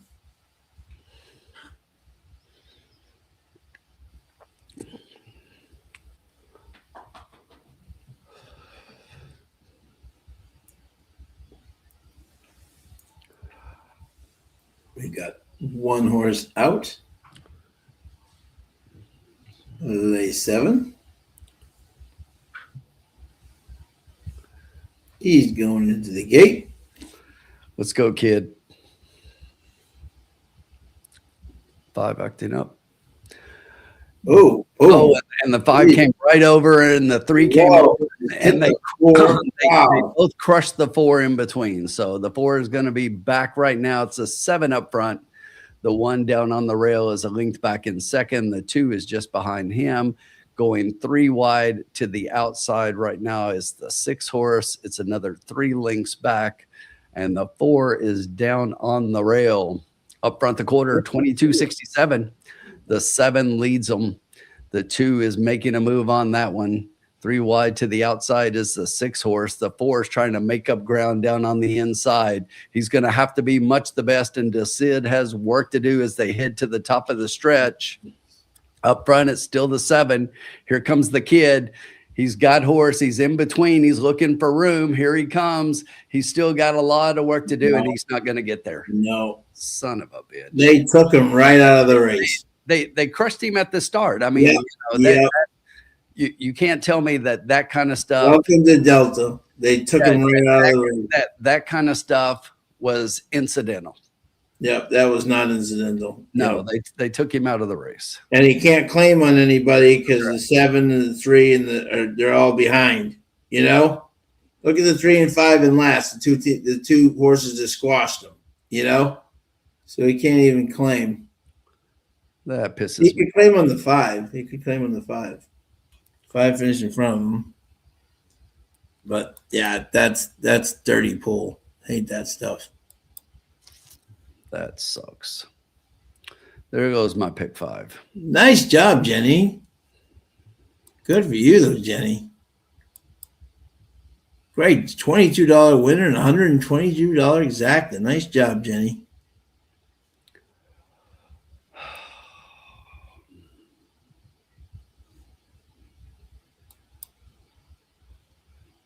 Seven two. Is that what it was? 7-2.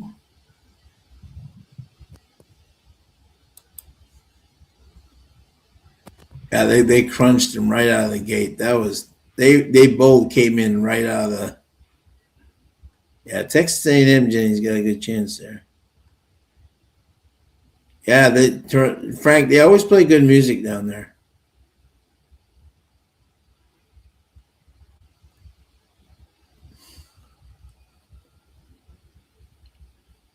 James White had a winning place and show on the 2 and the 7, and it did. Good job, James. Alive for the double.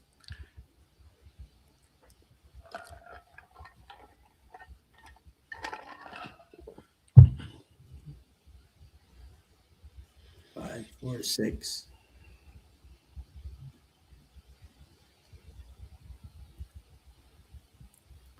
Five, 1, 6. Okay.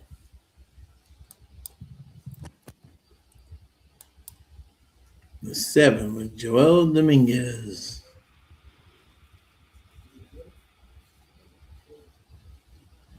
Four not claiming on the 5 or the 3.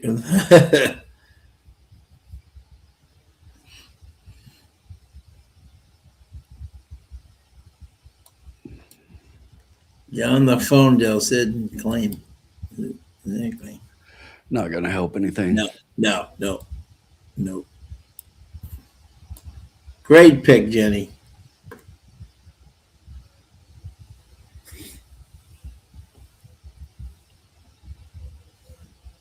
Yeah, no, absolutely, Mike. Especially down there, especially when one horse comes directly out and the other one comes directly in on you. There's not much you can do there.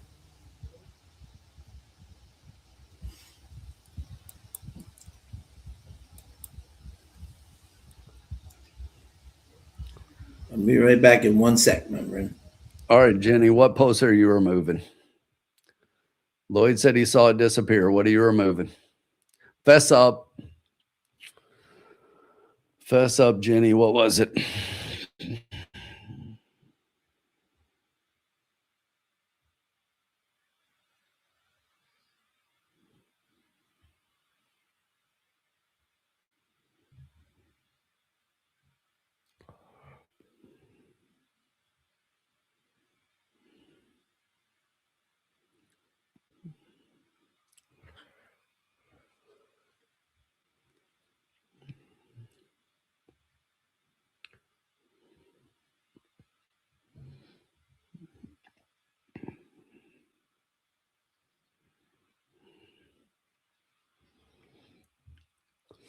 Oh, so you're showing picks out there and then changing them. I see.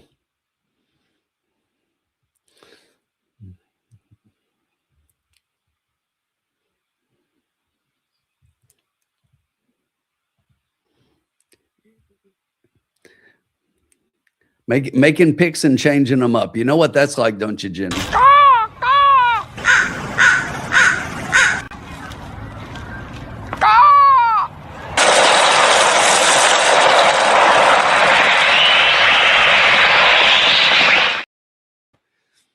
Now we know Jenny's part of the cause.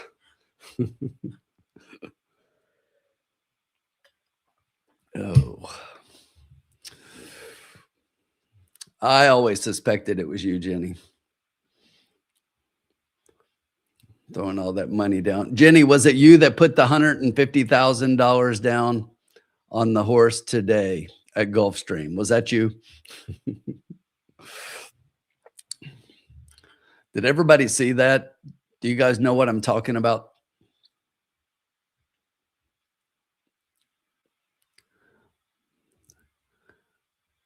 So there was some craziness that happened today at a race at Gulfstream. I'm trying to find it here, which one it was. Hang on one second.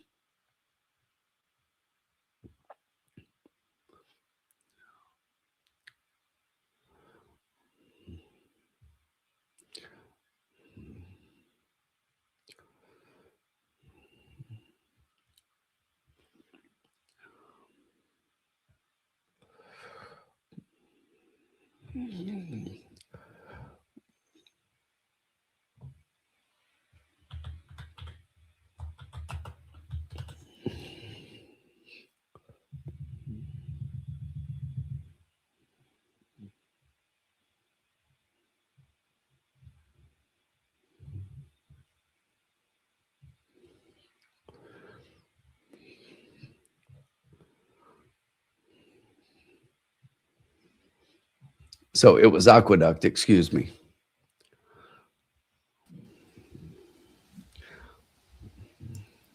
It's amazing how many cancellations there's been this year, huh? Yeah. So race number 1 Yeah. today at Aqueduct. Did you see it, Sean? No, what happened? Okay. So here's what happened. Yeah.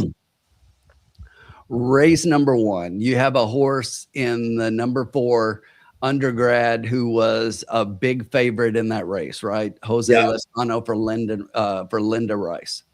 And right at the last minute, the 2, which was being ridden by Jamie Rodriguez for Kevin Bond, Okay. took $150,000 win bet. Whoa. Drop the odds on this horse to 1-5. Yeah. Wow. And the horse finished in 4th place. I mean, there's nothing. Wow. There is nothing in the program that shows that 2 had a chance at all. Yeah. And the 4 ends up being the best overlay of all time, pays $10 when that horse was much the best. But somebody bet $150,000 on Patience and Grace. Wow. Number 2 in the first race at Aqueduct. And it's just like, what kind of money laundering scheme was that? Yeah. Wow. I will be very surprised if there's not some kind of investigation already underway. Yeah. Huh? I don't think that was the call, Colin. I think that there's something extremely fishy going on there. Yeah. Play the calls. Either that or someone was pressing like fake buttons. You know what I'm saying? You know, and a lot of people were trying to, did somebody hit the wrong button? Were they trying to bet the 4? I don't know. Did they play the wrong track? Did they play the wrong race? It's like so many people were trying to guess what happened because there's no way that 2 horse should have taken that money. Yeah, exactly. It was ridiculous. Yeah. So right there ended up being 300,000, which half of that was on that one horse, 22,000 in the place and 16,000 in the show. So you can see the disparity there, but it's just absolutely crazy. Colin, what did the article say? That it was a call? I don't believe that. Yeah, Lloyd, if you cashed with the 4, I mean, I wish I had seen what was going on in that race, because that four should have won that race for fun and did. And it's just like, to get $10 on that horse. Yeah, that was a bet. no doubt. Yeah, Good job with that one, because that was absolutely ridiculous. $187,000. Nuts. It was absolutely nuts. Crazy. Wow. Andy Sterling bet it. Andy put a post out today wanting, he's like, trying to figure out what happened as well, but that he would like to know what happened, because it's just like, it has everyone baffled. Wow. All right, Sean, I'm going to bring us back here. We're just under our starting bankroll, even though we're 7 races into an 8 race card. I'm going to try to hit something here in the final to make us winners on the night. You're going to bring us back, my friend. Yep. Yes, sir. That's exactly what you're going to do. And we got a mile, maiden, 5,000 coming up here.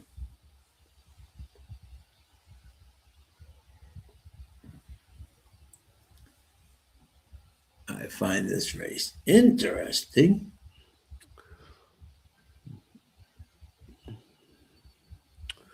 But we're going to take it down. Yeah, Frank, there's definitely some crazy stuff going on lately. Yeah. Yeah. All right. A call player made 3 win wagers with 3 minutes to post. The bets were 182 on number 2, finish 4th. Wow. Wow.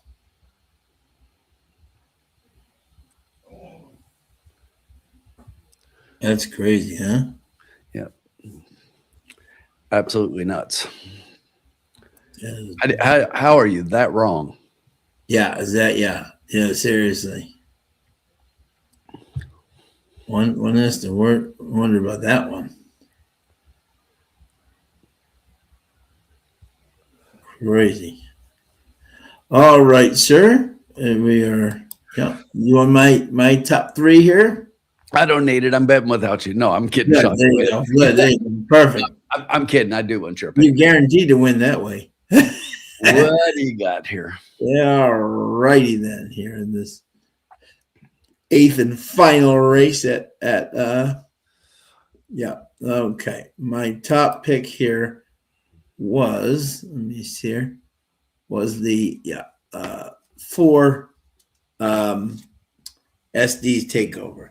I love when the trainer is just using every bug person, on this horse. This horse clearly, this is one of those things I always tell people, right? There are some horses that love tracks and some horses that hate tracks, right? And he clearly hated Evangeline Downs with a passion, but he gets to Delta Downs and he has a little more confidence in his step, if you will. I love the fact that you go from keep using bug people who made him run good but not great, and now you go to Jansen, who's 20%, and you slash his price in half. I think this horse is definitely the horse to beat here for Jansen. My second pick, let me see where my second pick here. Where did it go? And the Lewis Memorial is my third pick here. So I'm just checking my notes here. Where did my third pick go? Yeah, okay, yeah, exactly. Here we go. Is the 7 Witchology.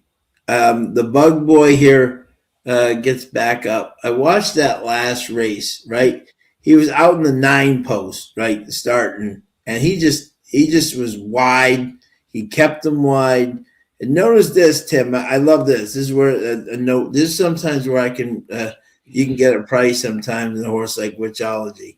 right? Notice he was in the 5 hole and he came in third closing, right? All of a sudden he gets stuck out in the 9 hole. Instead of 2-1, right? He's 11-1, which off that last race, he shouldn't be 11-1 if he was 2-1 the last race, right? Wide, never close. Arana gets back on the board, right? And tonight, and he's a little bit more inside than the 9. I think we're going to see a better race from the 7 than we have in the past there. So I think the 7 is my. So I actually had him as my second pick.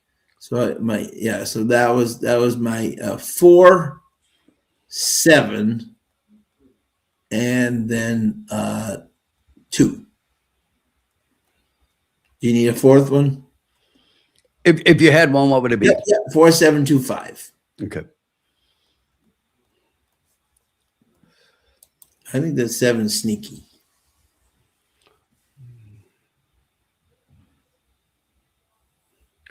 I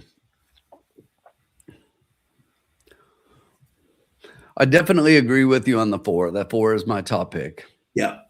And you can probably tell from the 3 horses I had in my pick 5 who my top 3 are here. So I did have the 4 on top. My second pick in here, though, was actually the number 2 horse. And this is one that is dropping down a little bit. And I think that the mile distance, if you go back to that race a couple back, it looks like you see a mile, but that was a maiden special weight against a much better field. But this horse did have some early speed in that race. And if you take the time of that race based on what some of these other horses have done, then it doesn't look so bad that this horse was beaten 11 lengths in that race, because it's competitive with everybody else in the field based on the time of that race. So I do like Lewis Memorial a little bit here. And then my third pick was the 5 Yakety Yak. Don't talk about it. So yeah, this is one that has been setting mid-pack and making late runs and at 7 furlongs, but this will be the first time at a mile. Yeah. So I think he's going to like the mile here. Yeah. That's probably a better distance, getting Florian up. And then my fourth horse in here, I see what you're looking at with the 7, but he's down to 9-2. Yeah. His double's not bad either. No, I'm willing to, but yeah, I would take a chance with him underneath. He would be my 4th pick, but yeah.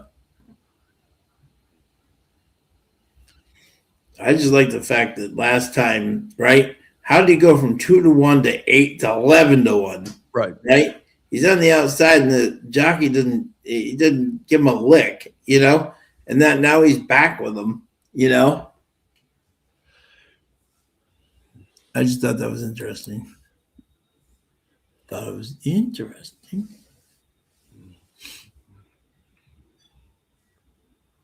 But I tried to make a case for a couple more. I looked at the 6 a little bit with Del Cid up. I can't find a path for this one. Yeah, no doubt. A mile, because this one's backing up shorter.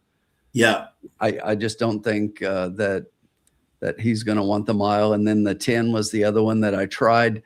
I tried hard to make a case for that one and couldn't get there either. So yeah, I was pretty solid with 4, 2, 5, and 7 would be the next one for me. But 4, 2, 5 is like extremely chalky, and we're on the track. We're on. One more time, Tim. You got to play it. All right, let's do it one time. Ending up the night. You know what time it is. Riders up! Riders up. Riders on the storm. The interesting thing here to me, looking at the wheel pays right now, is that while the 4 is favorite in the double, the pick 3, the pick 4, and the pick 5, the 2 is lower than the 4 in every race, in every wager. Yeah, that's amazing, isn't it? Yeah, in every wager, the 2 is lower. So it makes me think a little bit. I've got an idea. Things that make you go, Got an idea, Sean. I think I know how we're going to close it out as winners. Love it. We're going to take a big shot, though. I like it. No Take need that shot.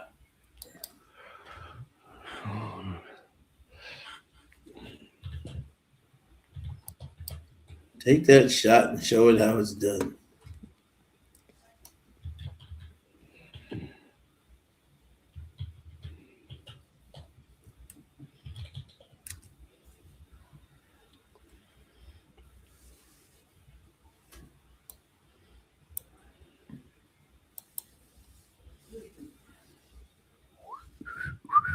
Take that shot and show it how it's done.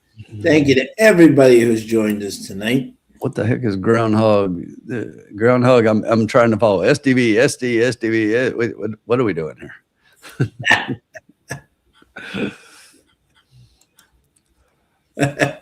STV. Yeah, I agree, groundhog. I don't think it was just a straight up wager. Something weird happened there. Yeah. Something happened. And it makes you wonder, because it's the first day under the new rules to where they have to be in at 2 minutes out. Did something crazy happen with the way that these guys have been placing their wagers and they didn't change it in time? Yeah, that's a great question. Yeah, it makes you wonder. Yeah. You know, has there been something fishy going on with the way that all their wagers are? And it's like, no, I'm not saying you said that, groundhog. I just did. It's just like now that I'm hearing that it's a call and you see this, it's like it definitely makes you think. It's what kind of stuff has been going on behind the scenes that now they weren't able to pull their wager back or move it over to a horse like they have been doing. And we've seen this before, to where they've had wagers on one horse and at the last minute they pull the wager over to a different horse. And, you know, it just makes you wonder about all the manipulation that the calls have been doing in the pools. Yeah. Groundhog, like they said in the famous TV show, I saw nothing, I hear nothing, I see nothing. But I will tell you, look, if it was the calls and anybody is going to get screwed out of $150,000, it could not have happened to anyone better, right? Could not have happened to anyone better.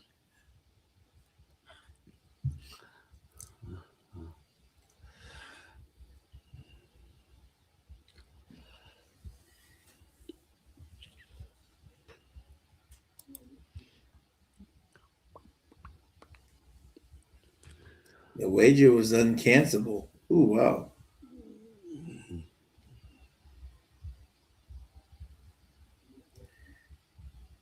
That brings up a great story, Tim. My buddy made a mistake the other day, right?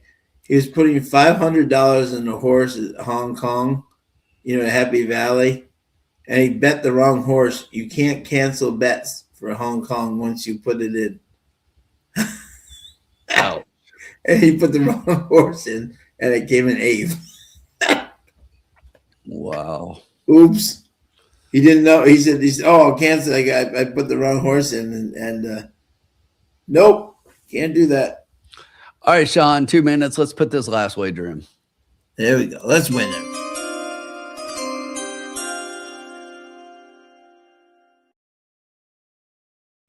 All right, we have almost $100, but we're not just going to sit on that and try not to lose. We're going to try to win. So there we go. I'm going to make a big $32 play.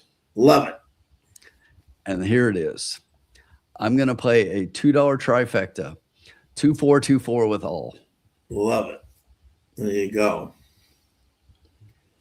Let's get it home.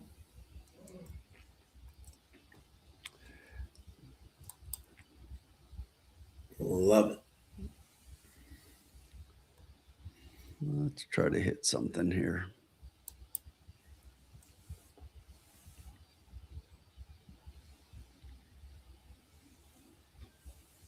They're all circling.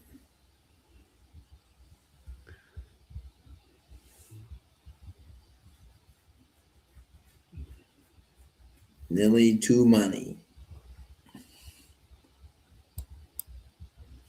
Is it supposed to be warm for you guys all next week, my friend, or is it just one Yes. day? No, Okay. it's going to be much warmer. So we should lose all our snow. It should finally melt next week. Oh, good. Somebody accidentally hit enter.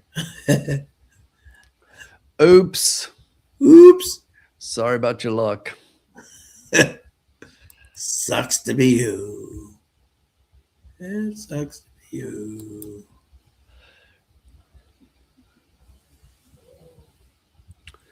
Oopsie. Or as my friend Urkel used to say, did I do that?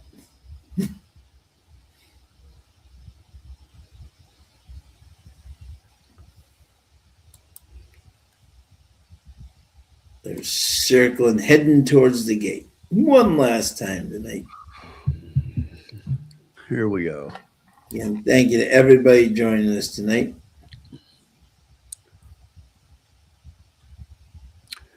Hopefully next week we're back at Turfway. The weather will be much better. We should be back there for sure. Yep. And yeah, Nick's going with us. There you go. Jenny Max got exacta box 2, 3, 4, 7 and winning place in the 2 and the 7.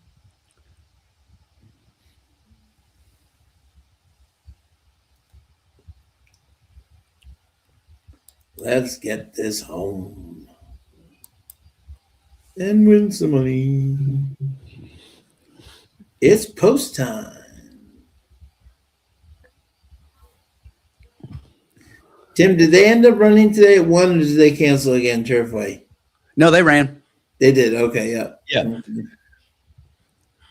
Yeah, That's why I was saying when we came on, I had a long shot horse, 11-1, the 9 horse in the next to the last race, and I had 3 doubles alive to the last race, and it's like I did not have the horse that won. Ugh. I had the horse that came in next and a couple of horses behind that, and it's just like bums. Killer. Ugh. And all of my doubles were paying like 200, 400. Ugh. Heartbreaker. Yeah. And the horse that did win that race, the 11 that won the last race at Turfway, was another long shot, but I didn't have that one. Ugh.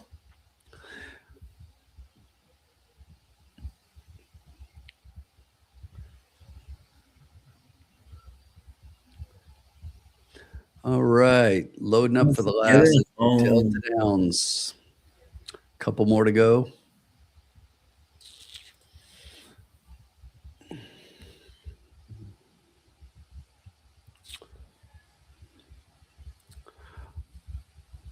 It's the closeout race here in the cocktail lounge. And we are off. Pretty even beginning. From the middle of the track, there's a few horses showing speed, a couple down on the rail. The 1 horse is right there.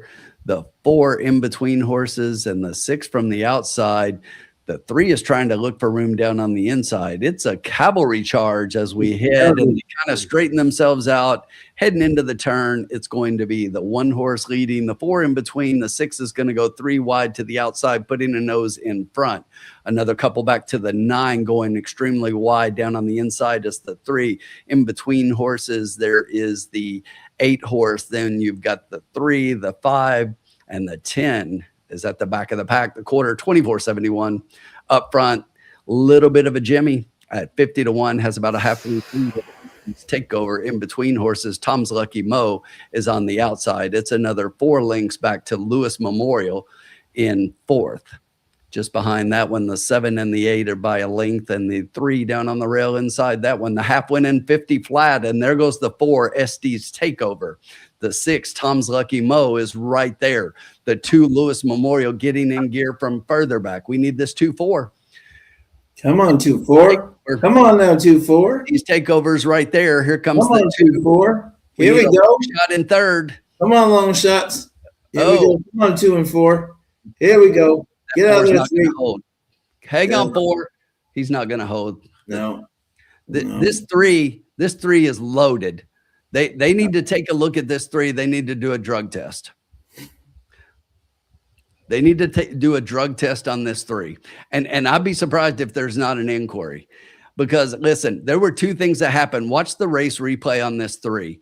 This is one when they were straightening out in the stretch before they hit the turn. The 3 did a really crazy move and like tried to burst through on the rail when there was no room. And then at the top of the stretch, this horse was down on the inside and like burst to the outside and made room where there wasn't any either and came with a huge rush. Yep. This horse has the juice. 3, 2, 4, 7. Ulrich Lede. Jonathan Charles. Huh. Craziness. Didn't have that horse. 50 half. These horses are from Mountaineer. Yeah, serious. Yeah, it was like crawling. There's no reason. Yeah, they crawl, and then he comes back, and you know. And there's no reason that horse shouldn't have been able to hold with those fractions, 24, right. 50, 115. Right. Even the 7, I thought he was going to make a big move, and then all of a sudden he just held back. But I'll tell you, Sean, this is exactly why last week I said I did not want to play Delta, because it's like this kind of stuff to where you see things like that happen at a track like this, and they don't even look at it. Yeah. And watch the replay and watch where this 3 is at the right before the turn to the stretch. Curtis said we don't do drug tests in the boot. Correct. Did Jenny get the exacta?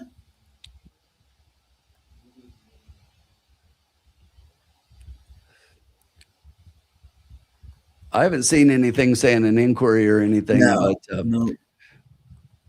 I mean, the 2 and the 4 are right there, but that 3, I'm telling you, even that move, I kind of, mentioned it in the race call, because that horse tried to squeeze through on the rail and made a really crazy move, and then made another one at the top of the stretch. It was just like really weird. Look at Miss Jenny. It's official. 51-20 for your winner. Are you kidding me? Jenny. 3, 2, 4, 7. Are you kidding me? Look at that.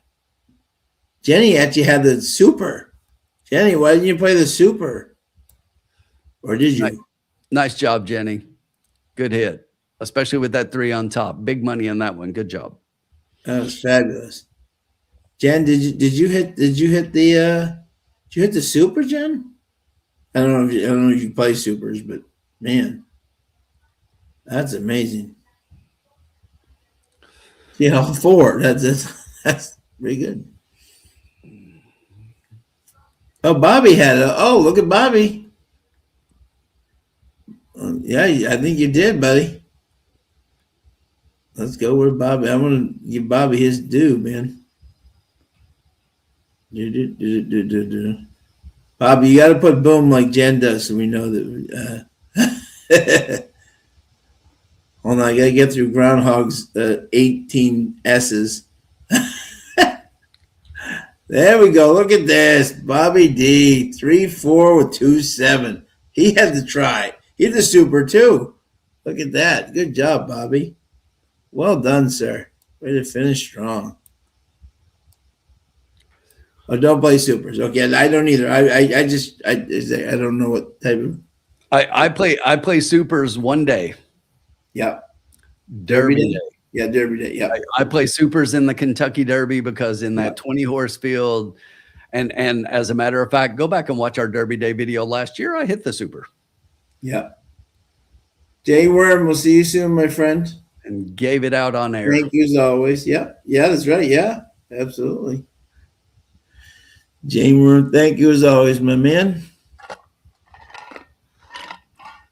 Yeah, great finish, Bobby. Great job, Jenny. Love to see our audience finishing on a strong note. Excellent, excellent. Everyone have a great night, and yes, hopefully the weather cooperates and we can be back at Turfway and not have to deal with yeah, hopefully we're back at Turfway. Exactly. Exactly. Yep. Everybody have a great night. great weekend ahead. Stay safe if you're in a cold area and everything. And we look forward to seeing you guys next week. Thanks, Frank. Enjoy the Olympics.